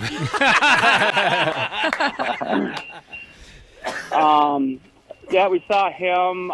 We've seen a couple motorcades come ripping by with police escorts and everything. And anytime there's that run around, Cassie says, "Oh, there's a celebrity in there. Oh, there's someone important in there." I'm like, no, it just could be cops. But so that's about as far as our celebrity viewing has gone. We saw Tom Brady on the Jumbotron last night. But you haven't bumped into Snoop Dogg or anything like that? I have not seen him. Taylor Heisey got to meet him after one of the prelim games. Cool. So I thought that was pretty cool. There was a couple of gals sitting in front of us at the game that had Coach Snoop hats. Coach Snoop? Yeah, he's an honorary coach, right? Oh, right. Yeah. What other events? So- Well, first off, tell us, what was the vibe like at the rink yesterday? You were at the game when the gals won the gold. That must have been madness. I bet that was something like you've never seen before. It was to be at a championship game, especially a gold medal Olympic game. Never in a million years would I ever think that I would be at one of those. So it was insane. I will say that the Americans were definitely outnumbered in the crowds. Canada was very loud, annoying at most times, but they definitely overpowered us when it came to the cheering. But it was all in good fun and just crazy. It was super loud. It's a once-in-a-lifetime type of a thing, you know? Yeah, and regardless of, who won or not, it was like, because, there was still a chance she wasn't going to go to the game. They weren't going to make it to the gold. So we were like selling our tickets or whatnot. I'm like, well, regardless, I think we should go. Go to a gold medal game is a once-in-a-lifetime opportunity. So, but luckily enough, she made it to the gold and they won. And so we were there. It was awesome. Were there any other events you've watched? Have you gone to see curling or speed skating or bobsledding or anything like that? Curling was the one thing I wanted to go see more than hockey or other than hockey, but with where it's at here, everything is so far to get to. Okay. It's a 3-hour train ride here, 2-hour train ride there. Oh, no. I thought it was a lot closer together for some reason. No, it's pretty, like, obviously the alpine skiing and snowboarding, that's all the way up north. Figure skating is kind of far. It's the only thing that's really kind of close together, I think, is curling and hockey. So we didn't really get to go, because this is not only just a USA hockey trip for Taylor Heisey, it's also kind of like a party for Cassie's mom, Miss Kim. She's turned her 60th. Okay. So we came out here for her 60th, and then her 5-year recovery being cancer-free. So this is kind of a double trip. So it was lots to celebrate. A little bit of hockey and a little bit of vacation and partying. So how much is, a lot of times on this program we talk about how expensive it is to drink at a ball game. How much is a friggin' beer at the Winter Olympics? Well, they're 10-ounce aluminum cans. 10-ounce? What? They are Weird. 10-ounce, sponsored by no one other than Corona. Okay. And that's all you get. Corona. At least they give you a lime, but they're 10 ounces, so you're making a lot of trips. Okay, you can only. Oh God, and I know I've known MJ for years. You can clean out a lot of stinking beer. So, but what is one 10-ounce Corona? It actually wasn't bad. It was probably like $6. Okay. Oh wow. That's not too bad. Yeah, not. But the nice thing about it was you can buy as many as you want. What? Oh my gosh, I'd buy like Me and my 10. Brother-in-law Johnny, we would have our arms just curled up together and just kind of waddle back to the stand. I love it. Just coming down with a big tray like Wally the Beer Man back in the day. Yeah, exactly. Well, it's 10 ounces. Like yeah. They're always talking about trying to clean up the environment, and here we are, 10-ounce cans. That's like a shot glass. Yeah. Wow. But yeah, only Coronas. Of all the hillbillies I've ever known, MJ, I never thought you would be the one to be our Winter Olympics correspondent. Definitely not. Definitely, especially I'm literally sitting here in Italy in front of the Duomo, or what is it? Duomo. Duomo? What the hell is that? It is a cathedral, I believe. Well, you better behave yourself. Super freaking old. But I would never in a million years thought I'd be sitting here talking to you guys. That's so cool. In front of this thing. About hockey, drinking a beer. Historic, wonderful things all around. When do you come home? When are you getting on an airplane? That must be a hell of a plane ride. Yeah, it's about 10 hours, I think, flight. And I think we're leaving Monday. Okay. And it's, we take all these big trips all the time, and I'm done. I'm ready for home. My feet hurt. We've been going all over to Rome and Venice, and actually, funny thing about Venice, so Venice is the streets or the river or water. Right, the canals. Right. Yeah, the canal. Did you fall in? Well, we skated on a frozen hockey rink. Oh, that is so awesome. Yeah, really cool. What? You skated in Milan. I would never leave. Yeah, they had a little sheet of ice out there. I'm like, well, we're in Venice. We have to skate. You haven't. We didn't get to see too many other events, though, which is unfortunate. You haven't embarrassed Minnesota or America while you've been over there for 2 weeks. No, I've been on my best behavior. She said I have to wear sleeves at all times. Yeah, you never went sleeveless the whole time in Italy? No, well, my game fit was cut off. Okay. Sleeves, American flag, but I knew you couldn't help yourself. I had a jersey underneath it, so that was that was the compromise there. But I will say some of the best people out here were the Swiss fans. Yeah. They would be in complete full suits, head to toe, Swiss flags. Oh, they were very, very patriotic, the Swiss people. They were, yes, and that was pretty cool. So yeah, definitely during the games, you can definitely see all the different countries and all the fans. And yeah, did you have any problem with those friggin' Swedes? No, we had crossed paths at a bar when we were. I can't remember who the girls were playing, but the Swedes were playing the men's Canada team. And we were in an Irish pub, and I was hitting the booze pretty hard, and walked into the room when Canada was whooping on them, and I started chanting "Go Canada!" And it's hiding there, isn't it now? Yeah, so I didn't really make too many friends that day. But who would you say was the drunkest country that you encountered? What country's fans drank the most while you were there? Well, at that bar it was the Swiss in the beginning for sure. And then me and my brother Johnny, we as Americans, we gave him a good fight. I'm sure. I'm sure you did. That's awesome. This has been great. MJ, I got to admit, I never thought I'd be able to count on you for dick, but this has been fun.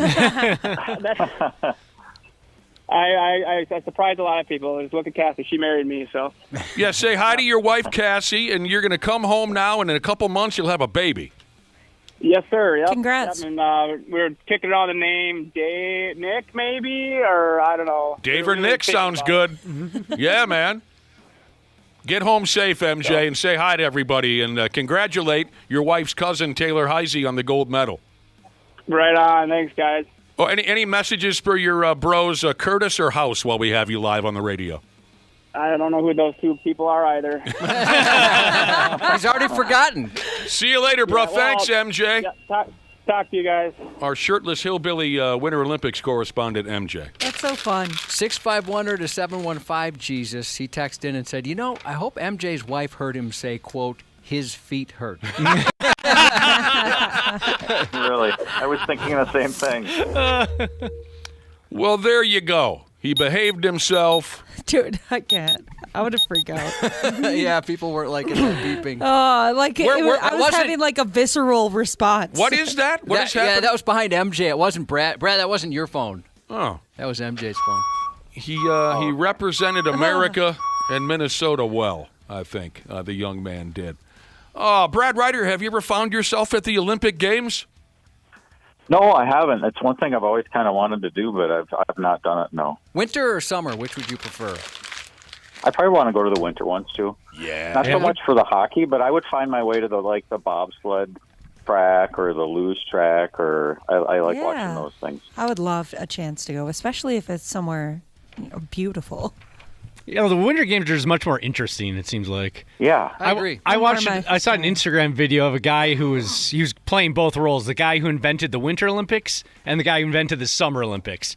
And the Winter Olympic character is all like cracked out, and he's like, all right, I got this idea. We're going to build a big skating rink, and we're going to lay down on a sled and go down at 70 miles an hour. And then the Summer Olympic guy is really chill. He goes, yeah, I don't know. I think one event could be like, you start here, and then you run to there, and you see who does it fastest. Winter Olympics seems a little more of a party vibe. Yeah, I'd want to watch just gymnastics. The sports seem more interesting too. The events are more interesting. I think there's more of a party vibe. Definitely. I think the Winter Olympics would appeal to me more too. But although I did love that video game Track and Field back in the day. Man! I mean, like early '80s video game. I was, Josh, nothing short of a god when playing track and field. Because if you remember, you had the side-by-side buttons, and the faster you could drum upon them, the faster your athlete would run. Now, I have so many abilities, right, Josh? So many talents. One of them is I can drum quicker than a hiccup with my fingers. So I could wipe anybody out at my neighborhood Ben Franklin in the mid-'80s when playing track and field. So I'm Googling it right now. Looks like you can still get it on like a PlayStation 4, Nintendo Switch, it mentions. Oh, it's not as fun, though, if it's not the arcade version. I wonder if you can buy like that type of controller. That was a black, or if like, was it Arcade Up that makes those smaller versions? Yeah, they do. Now, there was one kid in my neighborhood. He still couldn't beat me, but there was one kid in my neighborhood who would take a popsicle stick. Yeah, the pencil trick. Oh, I never heard of that. And put it on top of the two buttons. At least he thought that would help quicken his pace. If you buy a modern version of track and field, do you still get that character with the mustache? That guy rules. You have to, right? That would ruin it if it did it. That guy F's. He looked exactly like one of my best friend's dads at the time, too. So it was just so much fun to see that mustachioed character. With the short shorts. Oh, yeah. You can see the balls sticking out of the bottom of it. Especially on the long jump when you lifts the legs up, you can see him hanging. So back to that hockey game yesterday. A gal named Megan Keller scored the overtime winner. U.S. beats Canada in the ladies' final. Went to overtime. The golden goal, they're calling it, what Keller scored. The golden goal. Damn near didn't make it to overtime. Hillary Knight of the U.S. club scored a late goal. So, and with that goal, by the way, Hillary Knight, this was her final Olympic tournament. She's now 36 years old with her second gold medal now. So she is now the most decorated player in United States women's hockey history. And her third period gold that tied it up puts her all alone in the record books for most Olympic goals and Olympic points, and that includes men's and women's. The U.S. women's hockey team only gave up 2 goals in the entire tournament. Man, they almost lost 1-0. Yeah. So the Americans and the Canadians now have won every gold and silver medal since women's hockey was introduced to the Olympics in 1998. That's awesome. And I'm telling you, I think this pretty much means we've taken over. All Canada's got now, Brad, is lacrosse. That's all they got. Is that they're known for lacrosse? And Molson. Lacrosse and Molson and Rush. I wasn't Rush, that's a pretty big one. And that's a pretty big one. Sebastian Bach. They get Sebastian Bach. I can't deny that Rush, that's quite a brag, Canadians. Quite a brag. Yeah, that's a huge. That'd be tough to come back if they threw Rush at you when you run down all the great things about America. If they throw a Rush, it kind of does make you step back for a second. But Canada's at an all-time low right now, everybody. An all-time low. Imagine today, Josh, if Geddy Lee steps up and says, I got to admit something. I'm actually American. Oh, I would brag about that the rest of my life. I would make a T-shirt that said that. Canada would cease operations, wouldn't they? Pretty much. If Geddy Lee stepped up. Just unplug it. You're and, done. And Alex Lifeson, if they stepped up and said, we actually were born in Ohio, I think Canada would cease to. The dudes play today now, sometime in the early afternoon. Yeah, if we beat Canada in the gold medal game Sunday, if we both get there, they might as well just secede. Yep.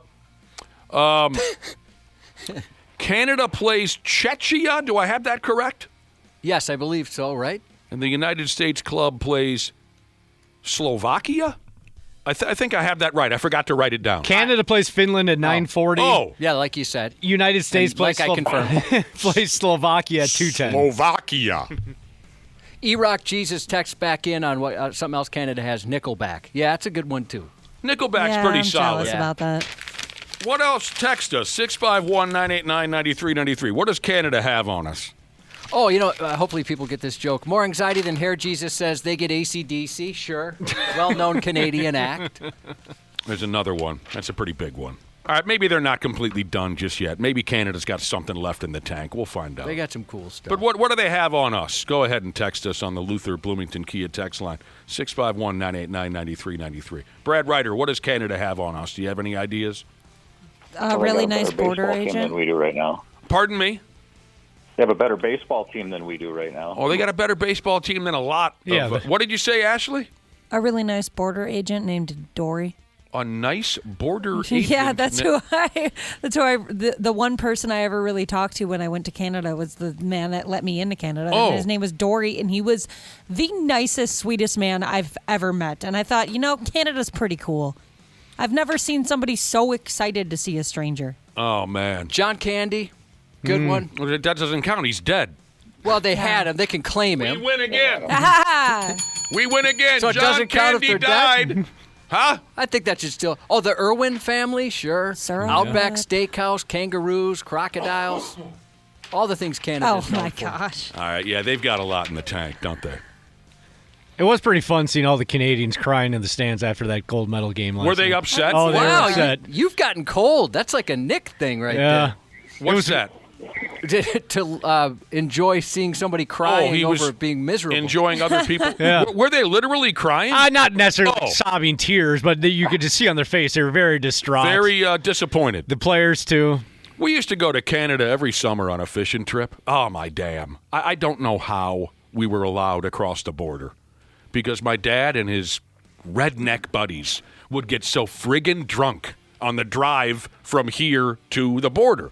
Obviously, the people who were driving were behaving themselves, but all the other adults would just get ripped.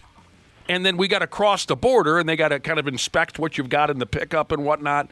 And, of course, my dad and his buddies would sneak in hundreds of cases of American beer because they did not want to spend an extra dime or whatever it was on the Canadian beer. But there's one episode that I'll always remember where we're crossing over the border, and we kids were in charge of hiding the American beer. In the back of my dad's pickup, he built some beds that we kids would sleep on the way up. Underneath those beds is where they hid all the American beer. So we'd get to the border, and my dad would say, "You kids don't move. Stay right on top of those beds. Don't move no matter what the Border Patrol, because if they find the beer, we'll get in trouble." So we were kind of accessories to the crime. But my dad's buddy, the Dirty Beauty is what they called him. The Dirty Beauty was so ripped on brandy by the time we got to the friggin' border. And the Border Patrol person had a very thick French-Canadian accent. What he was doing over here, I don't know. You would think you'd find that in the eastern part of Canada. But one of the Border Patrol agents had a very thick French-Canadian accent. And he's trying to talk to the Dirty Beauty, my dad's pal, who's hammered. And the Border Patrol agent says, "How many," he has the accent, I'm doing my best, "how many adults do you have?" And Dirty Beauty gets nose to nose with the Border Patrol agent and says, What the F is an adult?" And I thought just smelling the hooch on him, we were all going to go to Canadian prison. Oh, wow. Well, Nick, your favorite athlete, your favorite current NBA athlete is from Canada. Oh, don't. Don't even say his name out loud on this program, but I think I know who you're referring to. Were you going to mention the guy from Oklahoma City? Yep. Yeah, don't say it. Don't say it. I realize he's from Canada, too. Ooh, Bachman Turner Overdrive, Josh. Oh, yeah. I'll throw Ryan Reynolds in there. Although, is there like a bit of an asterisk that they all moved here and their careers kind of were big here? It's just like people from Wisconsin. Explain. They all move here. They all move here, and they still have this stick up their ass about how Wisconsin is better than Minnesota. Well, then go back to Wisconsin. They all move here. And they gain success here. They come here so they can succeed. It's the same thing, Josh. For a better life, you're saying. And you know what bugs me more than anything? For a better life. They'll never, ever say one positive thing about our local football team, right? They all whack themselves off over the Packers, right? Yeah. Titletown, baby. Right. They'll never, ever say anything positive about the team we have in here, the NFL team, the Vikings. But what do they do instantly? Claim our hockey team as their hockey team. You can't do that. They all do it. They all do it. You don't have one, you don't have one, you don't get one. Canadians and those folks from Wisco. They don't all even get one. They all come here. They all come here and thrive, but still bitch about how much better home is. I still find it so funny that I didn't realize that Wisconsin had a professional basketball team until 4 years ago. Seriously? I was like, what? They do? Well, they won the NBA championship about 4 years ago. Yep, no clue. But you're right. I mean, until they got the Greek Freak, not a lot of people were aware of the Milwaukee Bucks. Yeah, I don't blame you for not realizing that team existed. I mean, they were a good team in the 80s. They were a good team for about an hour and a half in the late 90s. Other than that, they were my favorite team in the 80s. One of my favorite teams, anyway. Yeah, they were fun to watch. But other than that, they've been one of the more invisible sports franchises ever. Things have changed now. I didn't know Local 34 Jesus was from Wisconsin. He says, I just come to Minnesota to make money, and then I go back to the motherland. It's beautiful. He thinks it's beautiful. Actually, you did that for a while. You'd go back to the motherland after coming here to make money when you lived in Wisconsin. Oh, yeah, because there's nowhere to work over there. I honestly, I knew so many people that worked at Anderson Windows, just right over the river there. Friggin' the people Wisconsin. who live in Hudson and work in the cities probably have it figured out because they have lower property taxes and they come here and make all the money and go Hudson's home. too busy. There's too many people there now. Too many people had that idea, Brad, That's and now why it's there's just too many people yeah, there. Yeah. Yeah, Hudson. My God, you want to talk clickbait? Can we talk clickbait for a second? The dramatics used online to try and get you to click on a story. It's something that frustrates me daily, Cubby. I think I've gotten better at predicting if it's going to be clickbait, but it still gets me. Sometimes they do pretty well at that. I let it aggravate me. It's my problem because it's everywhere. Clickbait is everywhere. I let it aggravate me. Here's an example of Olympic clickbait. Listen to the headline. Here's one I found yesterday. Team USA Olympic star narrowly avoids horror accident after colliding with a leaf blower on a high-speed ski jump. So many of the things I saw said that he actually collided with it, too. I didn't see him collide with it. And I was like, what are you talking about? Right. So was there another video out there? I tried to find the best one that I could, which is up on 93x.com, by the way. It didn't look like that was close. No, not at all. The less dramatic headline would have been a leaf blower almost touched a skier during a ski jumping event. The truth is, nothing actually happened. Yeah. Right. What happened was an American ski jumper by the name of Ben Loomis was, at worst, lightly tapped on the shin by a leaf blower as he's sliding down the ramp. You know how they do that, right? And the workers there use leaf blowers to blow the snow and ice off of the big ramp.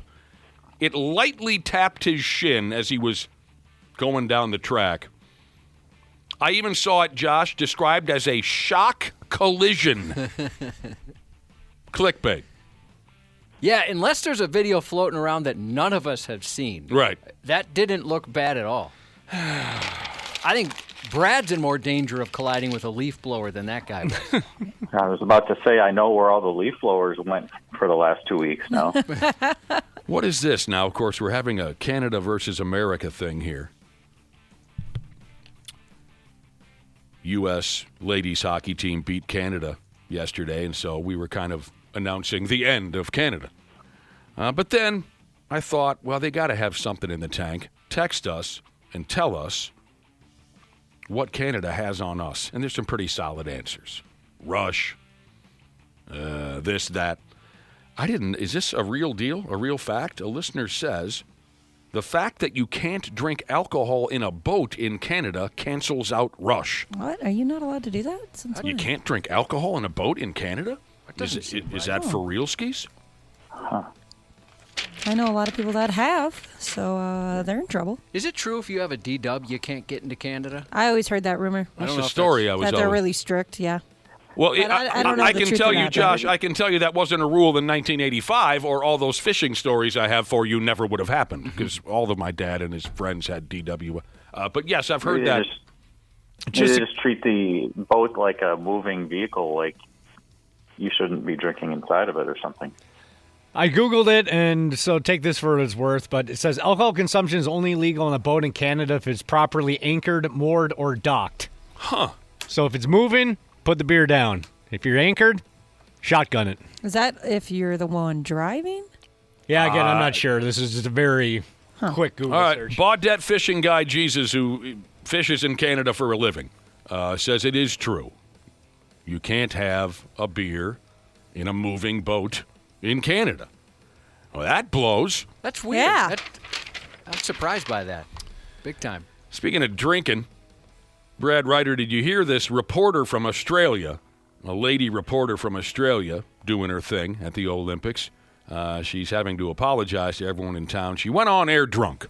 Like literally, the price of coffee over here is actually fine. Where are we going with that one? But anyway, let's get into today's spot. We're going to start off with some actual Brisbane Broncos gearing from the actually their trip to the US, the UK rather, because Reece Walsh has stolen the show.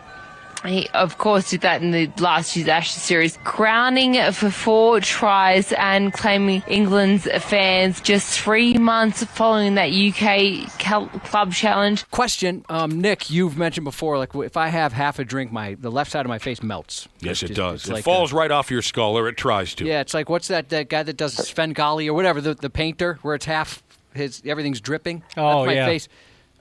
Do I slur my words? Like, I've never noticed it. I mean, the face thing I've definitely noticed. Here's the thing. Hello, did I lose you guys for a second? Oh, we don't know. I'm not sure. We got you now. Can you hear us? Okay. Josh, that's a good question. I hate to tell you this, but the gory scene, your face, when you're drinking, is so... It's pronounced, isn't it? Pronounced that I don't notice anything else. So I don't know if you slur when drinking. I'll pay attention next time you have some drinks. Yeah. Some do. I mean, some people, it sounds like, you know, they have 6 tongues in their mouth. Yeah. Others can hold it quite well, even when really intoxicated. They can keep from slurring. This lady had a real problem. I don't think anybody could make out what she just said. No. The accent didn't help either. Psychedelic, yeah, true. Psychedelic painter says Salvador Dali is who I was thinking of. Not Svengali. I knew there was a rhyme in there. Yeah, you're in the ballpark, Josh. Yeah. Don't beat yourself up about it. Thank you. I've just discovered that my husband just informed me after, we've been together for over 3 years that I guess I talk out of the side of my mouth. My when brother I'm tuned does up. that. But he does that when he's not tuned up. I've never No one has ever told me that before, and I was like, oh, I have a tell. I can only hear my brother in my left ear. You have a what? A tell. Tell? Oh, that you're drunk? Yeah. Oh. I try and hide it when I am, but You're my right. face betrays me. Your brother, before he speaks, he moves his mouth to the other side of his face. Yeah, only half of his mouth works when he talks. Yeah, he does. This gal from Australia, wherever. Lloyd Christmas doesn't know the difference either. Same thing. I mean, she's been at the Olympics for 2 weeks. She's had enough. She's had enough bobsledding and curling and skiing and skating to last anyone a lifetime. She got friggin' drunk. I hope she doesn't get canceled or something for this. Right. I mean, I understand it's unprofessional, but like you said, she should get some slack cut. Yeah, she said she had a This couple feels of... like the kind of story that's going to go away after a day or so. Exactly. I hope so. She got a couple drinks in her. She went live without having dinner. She said, yeah, I feel stupid about altitude. it. I'm sorry. She was talking about iguanas. No one knew what the hell she was talking about. Something else Canada has on us, Josh, according to a listener. The killer dwarfs We used to play the Killer Dwarfs on the old on X105. Dirty Weapons. When overnights, I used to do overnights, and we'd play Killer Dwarfs quite a bit. Actually. Solid late 80s hard rock band, the Killer Dwarfs. Dirty Weapons was a good one. People are also texting in saying, you can't have a beer while sitting on the ice fishing in Canada? What? What has happened to Canada? What? I thought that was the whole point of ice fishing. I thought Canadians it is the whole point of ice fishing. Yeah. I thought Canadians love to drink. I guess they just have to do it in specific places. A few people are saying the DWI thing is true. You can't get across the border. You can't have a beer in a moving boat. You can't have a beer while ice fishing. This blows the image of Canada that was created for me by Bob and Doug McKenzie in 1980. They were great, by the way. Michael J. Fox, that's another one. That's another solid. good one. Concrete pump truck painter, Jesus. He did all right. Oh, man, what's going on? Baseball season's coming up. Don't look for Sunday Night Baseball this summer. ESPN is going to cut loose with something called Women's Sports Sundays to replace Sunday Night Baseball. I think Sunday Night Baseball is moving to NBC. Oh! Is that where it's going? I'm pretty sure. Or like a Peacock thing? They've kind of taken over Sunday night in every sport now, basketball, football, and baseball. Sunday Night Baseball on NBC. Okay, well, it's leaving ESPN, and that's a big deal. It's been 40 years of Sunday Night Baseball, which I used to never miss because there wasn't the option to watch every frigging baseball game. At one point or another, all I had was the Twins and Sunday Night Baseball. Just like the old days of Monday Night Football and all that. There was very few options. So I used to love it, especially with John Miller. John Miller and Joe Morgan were so good together. So there you go. You can't deny it. Women's sports is whooping a llama's ass these days.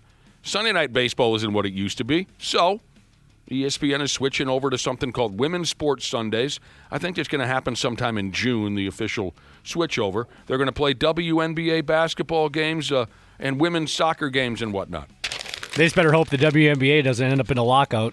Is there a problem? Well, they're headed that way. Oh, pretty imminent, actually. Yeah, I saw an article yesterday saying it's pretty much a guarantee. Mm-hmm. Well, where do I get my Angel Reese fix? Social media. Social media. Or maybe she'll go into acting. Yeah. I won't go near social media. Acting? Maybe. I think she plays in that 3-on-3 league. It's not real basketball. Yeah. If I want to watch basketball, I want to watch real basketball. Anybody from Oklahoma you're a big fan of? Likely will not be a WNBA start to the season anyway, and then we probably won't have baseball to start next season. That's all wonderful. Well, then you better get yourself a subscription to Pornhub. Update your browser subscription, gentlemen. I bet how they put those studies out, right? I'd imagine that's probably going to happen, Nick. People are like, well, I'm not going to pay for FanDuel. I'll just go to Pornhub. What's that other one I like? OnlyFans? No, never been there. Never saw it. No other porn site? Yeah. The Hun? No. Timberwolves Mavericks tonight here in town, Brad Ryder. Timberwolves. Should be a win. Dallas is obviously not having the kind of season that they wanted to, and the Wolves should be rested coming out of break, so you would expect a win. Timberwolves Mavericks. Yeah, the Wolves are back to work. Why do people say Angel Reese is ugly? People are texting. They just don't. Is it her personality they don't like? Because I don't see how she's ugly at all. Because Different they have types. terrible taste. I must have terrible taste then because I don't see it. You guys are idiots. You don't see her as attractive? No. Huh. A couple of dorks in Michigan officially broke the Guinness World Record for the longest marathon singles pickleball game. Oh, that sounds miserable. Yeah. I'm surprised nobody's knee blew out or something. The boys went ahead and played pickleball for 28 hours. I think you'll like their names. One goes by the name of Brad Haverncamp. Wasn't that the old couple that D'Annunzio was trying to shepherd around the golf course in Caddyshack? Mrs. Haverncamp? Mr. Haverncamp? Right, Brad Ryder? I think so. That was the Haverncamps. The other guy's name was Caleb Dang. I like that. Dang is in D-A-N-G. Oh, I didn't know this. Somebody pointed this out. I just mentioned the porn site Brazzers. It's from Montreal, headquartered in Montreal. So they've got that on us, too. Is that a good porn site? Yeah, that's a good one. All right. Well. Everything's turning up Canadian. They're big on boobs. Boobs. I like them, too. There's another one I can't think of. These dorks that played pickleballs for 28 hours, Brad Havenkamp and Caleb, dang. They were allowed a 5-minute break every hour. I don't know why they did it. Nobody cares why they did it. I'd want more than that. More than a 5-minute break every hour? Every hour, yeah. If anybody called your phone, they were raising money. Let's hope they were raising money for charity. Or I think that's part of it. Yes, just a complete waste. I'm sure they were. I'm kidding. They were. I'm sure they were raising money for something. Sure. If anybody called your phone that night, Josh, you wouldn't tell them you're playing 28 hours worth of pickleball, would you? No, I'd make something. I'm masturbating. You know, you haven't answered your phone for a few hours. What are you doing? Masturbating. What do you think? Get all defensive, yeah. Yeah, get mad about it. I can't think of that other porn site. We want to congratulate a group of folks up in the neighborhood of Walker, Minnesota, LaPorte. We want to congratulate some folks. I've heard about this event, but I don't know if we've ever talked about it on our radio program. Way up there by Walker, the Garfield Lake Ice Racers. They race automobiles on the ice, Cubby. That's really cool. Yeah, that's so cool. They're celebrating their 25th season. Now, if I wasn't so lazy, I'd go up there and watch it myself. But I just wanted to say congratulations. Anyone in our listening audience know these, do you go up there? Do you know these fellers? We got a lot of folks in our listening audience that go up to the Walker neighborhood. Have you seen the Garfield Lake Ice Racers? Oh, they do it every Sunday. They've been doing it for 25 years. They put studs on their tires, just some absolute piles of garbage out there on the ice. I think they look cool, like race some of the around paint and jobs, oh yeah, the lights. But some of them look like a good fart would break it into a million pieces. Possibly. I mean, some of them are getting air. It looks cool. I thought the snowmobile racing was cool enough, versus going around in circles on the ice track. This is really cool. They raise money for the community and the local schools. They drink a lot of beer. Text us if you know any of the fellers and ladies up there in the Garfield Lake Ice Racing League. Or if you go up there and watch it. Are you thinking of X Videos? No. Cam Soda. That's the one. Yeah. Yeah. They put a lot of fun videos out there. Ashley seems to like that. Cam Soda. Brad. Yeah. He knows. I know. He knew it all along. He just didn't want to say it. Ashley, you had a very positive response to Cam Soda. I've just heard about it plenty of times. I've never gone on my way to visit that one. Monster Truck Jesus has texted in. He doesn't look at Cam Soda. He has ice races going on in Chautauqua, Wisconsin. We have snowmobile races, ice races, this, that, he says. Sweet. Those ice racing leagues must be wrapping up pretty soon, though, because I think you got to be off the ice by March 1st, or at least ice houses got to be off by I March can't 1st. remember when that date is. Well, it says here, Brad Ryder,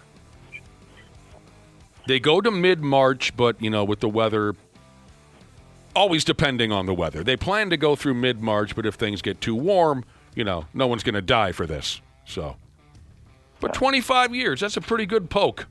2 more on the plus list for Canada. We were wondering what they had on us. Right. What do we got now? April Wine and Triumph. I'm more impressed by April Wine. Those are both good, though. I mean, Triumph had 2 good songs, and everything else was garbage. Fight the Good Fight. Late on the Line. Maybe there was a third one. What was that one? World of Fantasy? Did you like that? That one's okay. What's the one I'm missing? Fight the Good Fight. Magic Power? Yes, Magic Power. Magic Power. I got to be honest, when you said Triumph, my head went to Triumph the Insult Comic Dog. I'm like, I didn't realize he was Canadian. You got to open your mind, Dana. I mean, Triumph had some beautiful sounding songs, but just those 3. Everything else, April Wine. Those are good. One of the greatest rock songs ever recorded. Roller? Roller. You cannot F with Roller in any way, shape, or form. God rest the soul of their lead singer who died not that long ago. I used to go see him at Medina whenever they came through. I love April Wine. To use Dana's vernacular, April Wine Fs. Dude. All right, so we heard from a Packer fan in our building, our sales guy, Jeff. He just wrote, Go Packers, Vikes suck. That's his opinion. Wow, real clever there. And again, he's an idiot. Real creative. I'm embarrassed by that laugh. Yeah, way to go deep with that, Jeff. Way to go deep. Way to really come up with something creative. The only way it would have been worse was like, how many Super Bowls do you guys got? Sell something, dickhead. Do something. Aldo Nova. One song, It's done. a good one. That's one song. You and I could make one song and then be done. Oh, I don't think not one with staying F power. Aldo like that. Nova. That doesn't mean anything. Fantasy? Come on. Randy, what's your name again? Brad That's Ryder? Brad. Who's your favorite obscure early 80s rock band? We've mentioned Triumph. We've mentioned April Wine. We nailed Aldo Nova. Is it Helix? Oh, dude. They're Canadian. And they sucked. Helix sucked. Thanks, Brad. Yep, I'll come up with an obscure early 80s band for you on Monday. He doesn't tell us music. Thanks for helping us out today with Randy Shaver punking out the way he did. Stupid. Oh. Right. And have a wonderful weekend. Will you, Brad Ryder? You guys too. You sound so sad that we're leaving. Yeah, we'll miss you too, Oh, I Brad. didn't realize it was time to go already, but yeah. Yeah, we'll see miss on you. Monday. See you, Brad. Wayne Gretzky. Okay. What about him? He's not Canadian. No, he's from Florida. Yeah, that's what I always thought. Loverboy. I do love Loverboy. Glass Tiger. Okay, come on. People are getting crazy now. They're texting in Glass Loverboy, Tiger. good one. Loverboy's great. Half-assed morning show. 93X. Well, hello to all the wonderful podcasters out there, wherever in the world you're listening right now. We truly appreciate it. Dana here. Yeah, I'm a sports junkie, I'm a wing lover, and of course a Smart Club member because I trust my home comfort to standard heating and air conditioning, and I really think you should too. Right now it's HVAC Mania, and these deals will help offset the cost when your brackets get busted. You can score a $45 coupon on a furnace tune-up, normally $148. And no, it's never too late to show your furnace some love. And if your system's about to crash out like a 5-seat against a 12, now's the time to replace it on your schedule with 0% financing from Standard Heating and Air Conditioning. Go to standardheating.com and mention 93X. Standard Heating and Air Conditioning, providing the comfort you deserve since 1930. Years of hard work, and now you've got pain in your back, your shoulders, your knees, maybe your joints. You need help. Randy Shaver here with the answer. Dave Bialke. He's got over 30 years experience in getting workers' compensation benefits for people just like you. Don't suffer. Call Bialke Law today, 763-571-2410, or go to bialkelaw.com. That's BIALKE law.com. And it spells relief for you. Mic Drop. You ready? Let's do it. Hosted by former Navy SEAL Mike Ridland. It's unfiltered. You know, you go to the sound of the gun, bam, you're gone. It's weird. I mean, I've had so many near-death experiences. It's raw. I love this country. I offered my life to serve this nation and protect its people. Question, you know, what's the meaning of life? And to me, it just boils down to one single word, which is purpose. Mic Drop. Follow and listen on your favorite platform. Half-Ass Morning Show, 93X. Oh, wow. Here we are. It's all the way up to 8:33. It's our Friday broadcast. Thanks for listening to the Half-Ass Morning Show. What were we talking about? Okay, so the U.S. Women's Olympic hockey team beat Canada yesterday to win the gold medal. We were wondering, man, now that obviously the United States have the superior hockey players, what the hell's Canada got left? We asked a question. We had folks text in. What does Canada have on us? 651-989-9393. People were texting in. What does Canada have on us? Here are some text messages that came in. Canada has ketchup-flavored potato chips. Oh, yeah. Some people are obsessed with those. Have not tried that. Doesn't sound too good to me. Canada had Gordon Lightfoot. I can't argue with that. Gordon Lightfoot was wonderful. God rest his soul. Tapow. I wasn't familiar with the name, but you told me off air the song they sing, that Little Bit of Heart and Soul or whatever it's called. That's a catchy tune. One listener said, hey, Canada gave us Tapow. You guys know that one? No. I think it was 1986 or 7. It's a little bit of heart and soul. It's a little bit of love to grow. It's a little bit of heart and soul. And don't you make me beg for more. One listener says, Canadian women have those gorgeous isn't a word. Canadian women have those gorgeous heavy manes of underarm hair. Oh, I didn't didn't notice that when I went there. You weren't checking pits? The drinking age is lower. That's cool. Oh, I did not know that. And some, what do they call it? Providences? Is it still 19? 19? I believe so. Remember Last time I checked, I went there on vacation with my high school boyfriend when I was 19. Did you go to Banff? No, I freaking wish. No, we went to stupid Winnipeg, but the whole reason we went there was because I could drink. I remember that in college. A bunch of people for spring break drove up to Winnipeg so they could go drink. I'm like, what do we do every weekend down here? Yeah. You never had trouble getting alcohol? No. We all have fake IDs. There's 98 beers in the fridge right now. Why are you driving 7 hours so you can go drink? It was pretty freaking lame. The lamest part is that all of their kind of like places that would serve booze, their bars and their nightclubs, none of them opened until the afternoon. I was like, how are you supposed to day drink around here? I never understood that gimmick either. Going to Canada to get drunk. We've got this perfectly good garage or whatever that's been working for us for years. Right. We're going to drive to Canada to get drunk. What else does Canada have on us? Poutine, someone says. Oh, that stuff is garbage. That stuff's so good. So good. Absolute dog feces. Isn't it just like fries with a whole bunch of stuff on it? It's dog feces. It's soggy fries, basically. So good. Did you know this? Canada invented the pirate boxes in the 80s to steal cable. Oh, man. Oh. They helped so many young men watch wrestling pay-per-views and porn. Really? That's what I'm told. Canadians invented the cheater box. God bless Canada. Canada has Martin Short. Argument over. That's a solid argument. Martin Short probably is the funniest person that's ever lived. It's pretty great.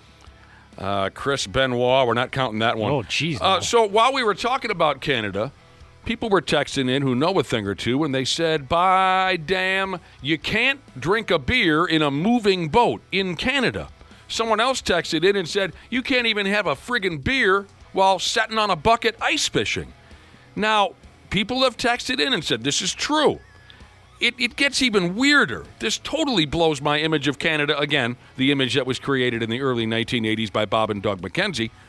Someone texted in and said there's no public drinking in Canada anywhere. You can't even have a beer in your own yard. Oh, jeez. Sounds lame. Hey, if that's weird. If Canuck Jesus is still listening, he texted earlier with a whole list of. We've covered his entire list of reasons or positives about Canada. Positives. You can't have Tapau.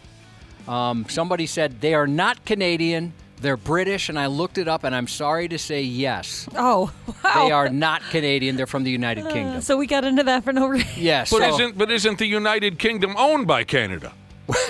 Maybe there's some ownership somewhere. In Canada, they have bagged milk. Oh, yeah. I've heard that before. You buy milk in a bag, it's powdered, and then you add water when you get back to the house? Yeah, you can also buy that here, of course. I did not know that. Bagged milk. Now, another fascinating Canadian fact. I don't know if this is anything that we'd be jealous of. The conversation is, what does Canada have that we don't? They have an anti-counterfeit measure up there to try to cut down on counterfeit money. It says here a $100 bill in Canada smells like maple syrup. It's true. Yes, it does. It's true. Uh-huh. Okay. Who handed you a $100 bill when you were in Canada? I purposely got one for that reason. Did you hold on to it? No, but I do have some other money from Canada. And you smelled that maple syrup? Yep, maple syrup, baby. It's really cool.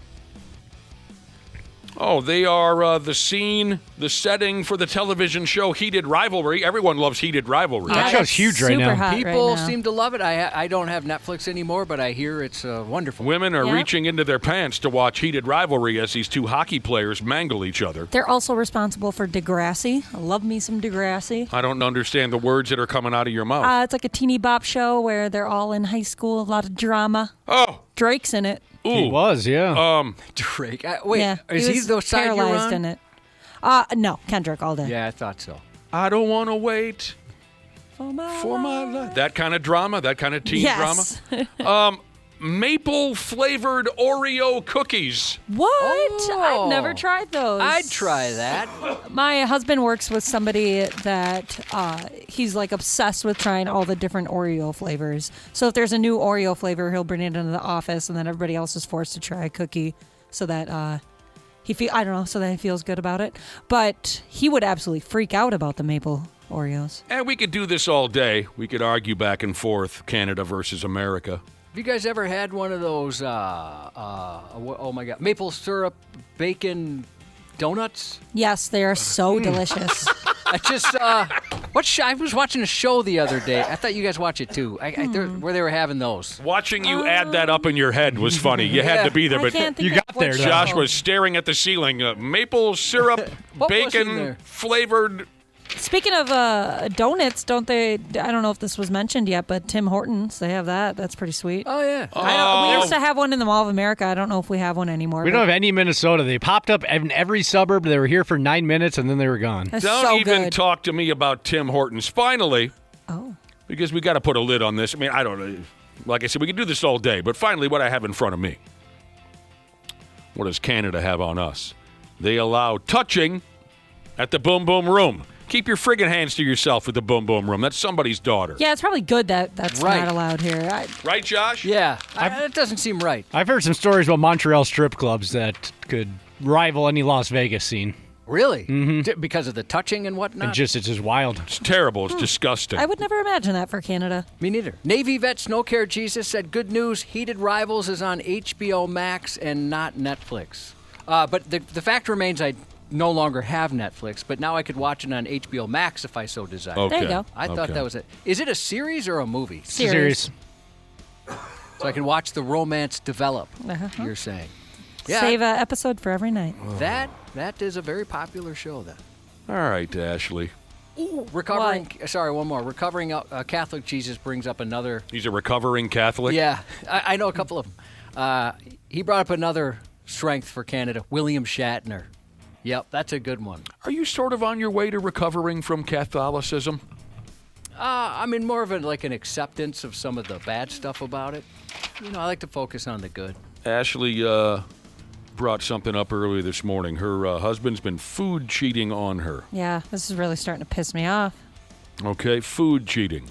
It's no wonder we have so many divorces these days. There's no individuality in couples anymore. Well, what does he think he's doing? There's so many different kinds of cheating now, right? It used to be just you pin someone that's not your wife, that's cheating. Now there's hundreds of different forms of cheating. Food cheating, Netflix cheating. Okay, so tell us about this food cheating.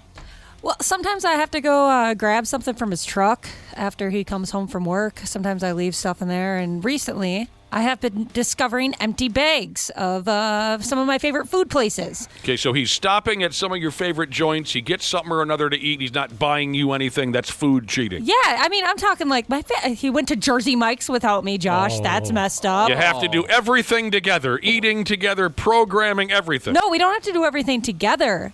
But he can't have my all-time favorite restaurants without me. That's just rude. Because, then he comes and he doesn't tell me about it, so I know that he knows that it's a problem. Why wouldn't he hide the evidence? That's what I think he believes he is by keeping it in his truck, thinking that I'm not going to go in there. But I've been noticing, I went to Crispin Green without me the other day. He seems like the Crispin Green type. Dude, no, they have wraps. They are phenomenal. Yeah, highly recommend. Can a guy live his own life? Can a guy have a little individuality?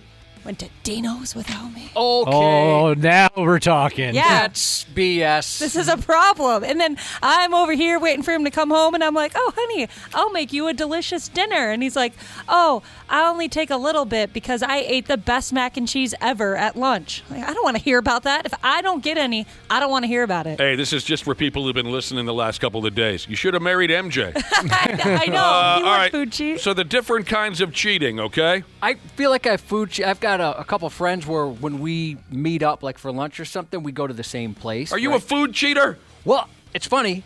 I feel like let's say I go to like Chipotle, for example. There's a guy I go with all the time. And if I'm there without him, I do feel like a bit of guilt. I should be here with him. This is someplace the two of us go. Is that weird? Yes. No, I get it. I was hoping you'd say no. The Half-Ass Morning Show. 93X. Food cheating. Ashley's accusing her husband of food cheating because every once in a while the guy wants to have just a little bit of independence. And he wants to swing by, when he's driving around, he's working for a living. He stops by a Kenny Rogers roaster. He swings by the Embers and he gets something to eat. But he doesn't. How dare he enjoy a hot, good meal without a baby on his hip? Is he? Oh, yeah. He doesn't bring you any food. That you're calling it food cheating. Yep. All right. My favorite places.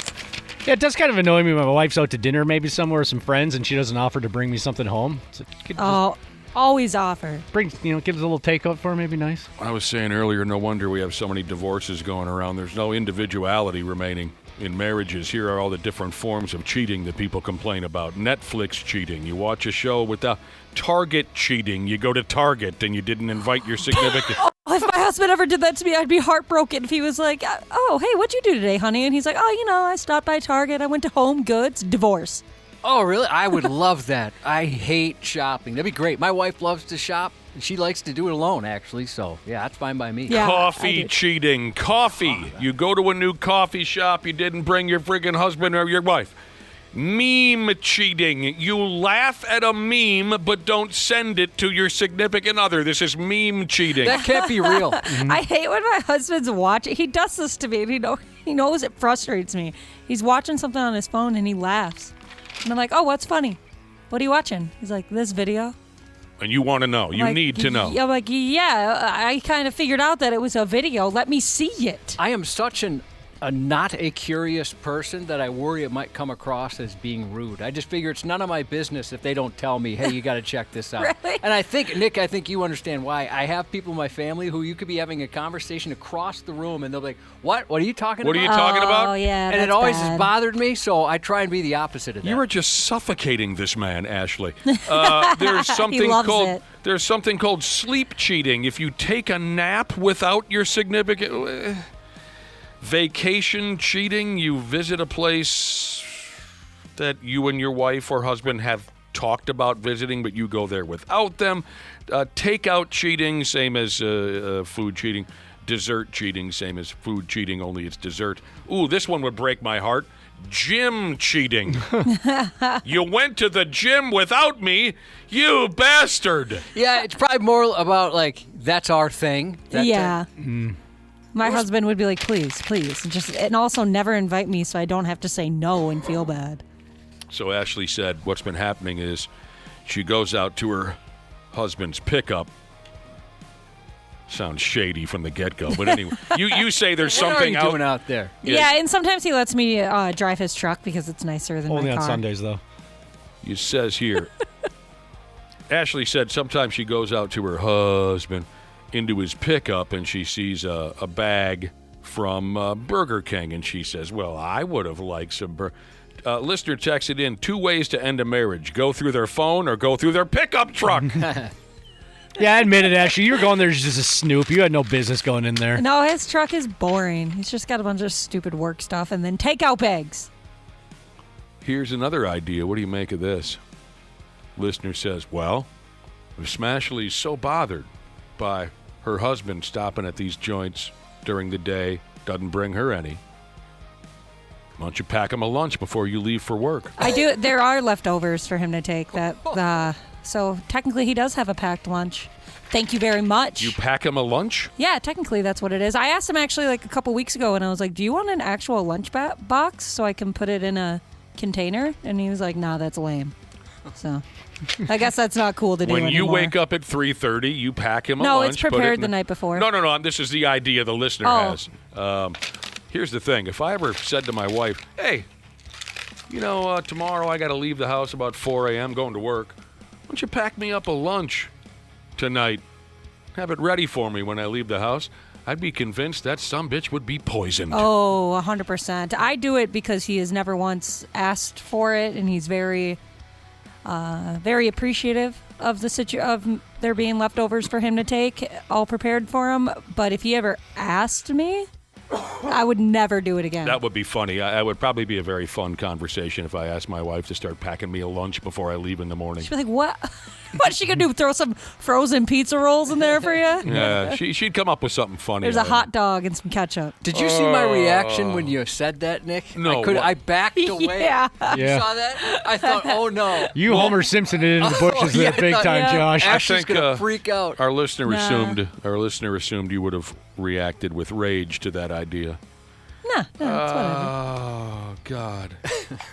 All right. Hey, why don't you get in there and make me a sandwich? That's exactly what we want to say. Yeah, no, he makes those jokes sometimes. What do you Actually, okay, so I have a little whiteboard in my kitchen where I've been trying to plan dinners ahead instead of like thinking on the fly that day, what are we going to have for dinner tonight? Oh, God. Nice. So I'll write down what we're having for dinner the upcoming couple days, and he started to pre-rate them, so how good he thinks they're going to be out of 10, and then he goes back and does his after actually eating rating, and I'm like, if I didn't think this was hilarious, this would probably get a married man killed. So you write on the board chili dogs or whatever, and he writes, that's probably going to be a 6. Yeah. That's so funny. Is it always so funny? Does it always get higher? I mean, maybe that's a compliment. Yeah, it usually does. There was one time where I made us both ramen, and I really fancied mine up because I just didn't think he'd want all that stuff, and that got a pretty low rating. I don't think he let that go for a couple of days because he was like, "You made yourself this beautiful masterpiece, and then you come and give me what is this?" Ramen rules. Yeah, I love ramen. Sorry. Yeah, I accidentally I asked him if he wanted it to be like liquidy, and he said no. So I took that as completely bone dry. It was not good. It's just like chow mein noodles. It was so bad. Crunchy. Like he had the right to criticize that. Would you let a player breathe once in a while? He loves it. He wouldn't want to be anywhere else. Well, I don't know. He seems pretty happy to me. Oh, I don't think so. Do you want to put a lid on this grueling 4-day work week experience? Well, we did put in an extra 2 minutes today. You should all feel good about that. We're starting the show 2 minutes later on Monday. Is that the plan? Yep. Mm-hmm. Best of luck to Mole on My Scrotum Jesus on your job interview today. I suggest you go in there with a different name, but good luck. Hey, Ashley, the listener has a message for you. What's up? More kitchen, less bitching. I backed away again. Oh my God! I backed away again. I need that on a pillow. Let a guy breathe. Happy 19th birthday Sunday to Metalcore Jesus from Dad, dairy farming, sheet metal, banging your mom Jesus, but not her mom. He says he's not banging her mom. Happy birthday to Cochise from Schwing. Happy 50th tomorrow to Drywall Jesus. Another birthday tomorrow, Kraken Skulls Jesus. Hope it's a great one. Happy 10th birthday to Egg Penetrator Jesus from Dad, Baby Face Destroyer Jesus. Happy birthday to Kevin Gorg from Extreme Racing Stables in 93X. Hey, Kevin Gorg listens to this program once in a while, so if he's listening right now, happy birthday, Kevin. I didn't know that. I'm even more intimidated. Keystone Light. What are you intimidated by? The guy went to Burnsville. Oh, he did? Yes. Oh, I didn't know. What are you scared of? Yeah. I didn't know. Show some compassion for the poor man. Look, he rose above, Josh. Keystone Light Jesus' nephew turns the big 07 tomorrow. CFH bass player Jesus. Happy birthday to you from Farty Britches Jesus. And happy friggin' disgusting. And happy birthday to Supercomputer Jesus. Half-assed morning show 93X. Well, hello to all the wonderful podcasters out there, wherever in the world you're listening right now. We truly appreciate it. Dana here. Yeah, I'm a sports junkie, I'm a wing lover, and of course a Smart Club member because I trust my home comfort to standard heating and air conditioning, and I really think you should too. Right now it's HVAC Mania, and these deals will help offset the cost when your brackets get busted. You can score a $45 coupon on a furnace tune-up, normally $148. And no, it's never too late to show your furnace some love. And if your system's about to crash out like a 5-seat against a 12, now's the time to replace it on your schedule with 0% financing from Standard Heating and Air Conditioning. Go to standardheating.com and mention 93X. Standard Heating and Air Conditioning, providing the comfort you deserve since 1930.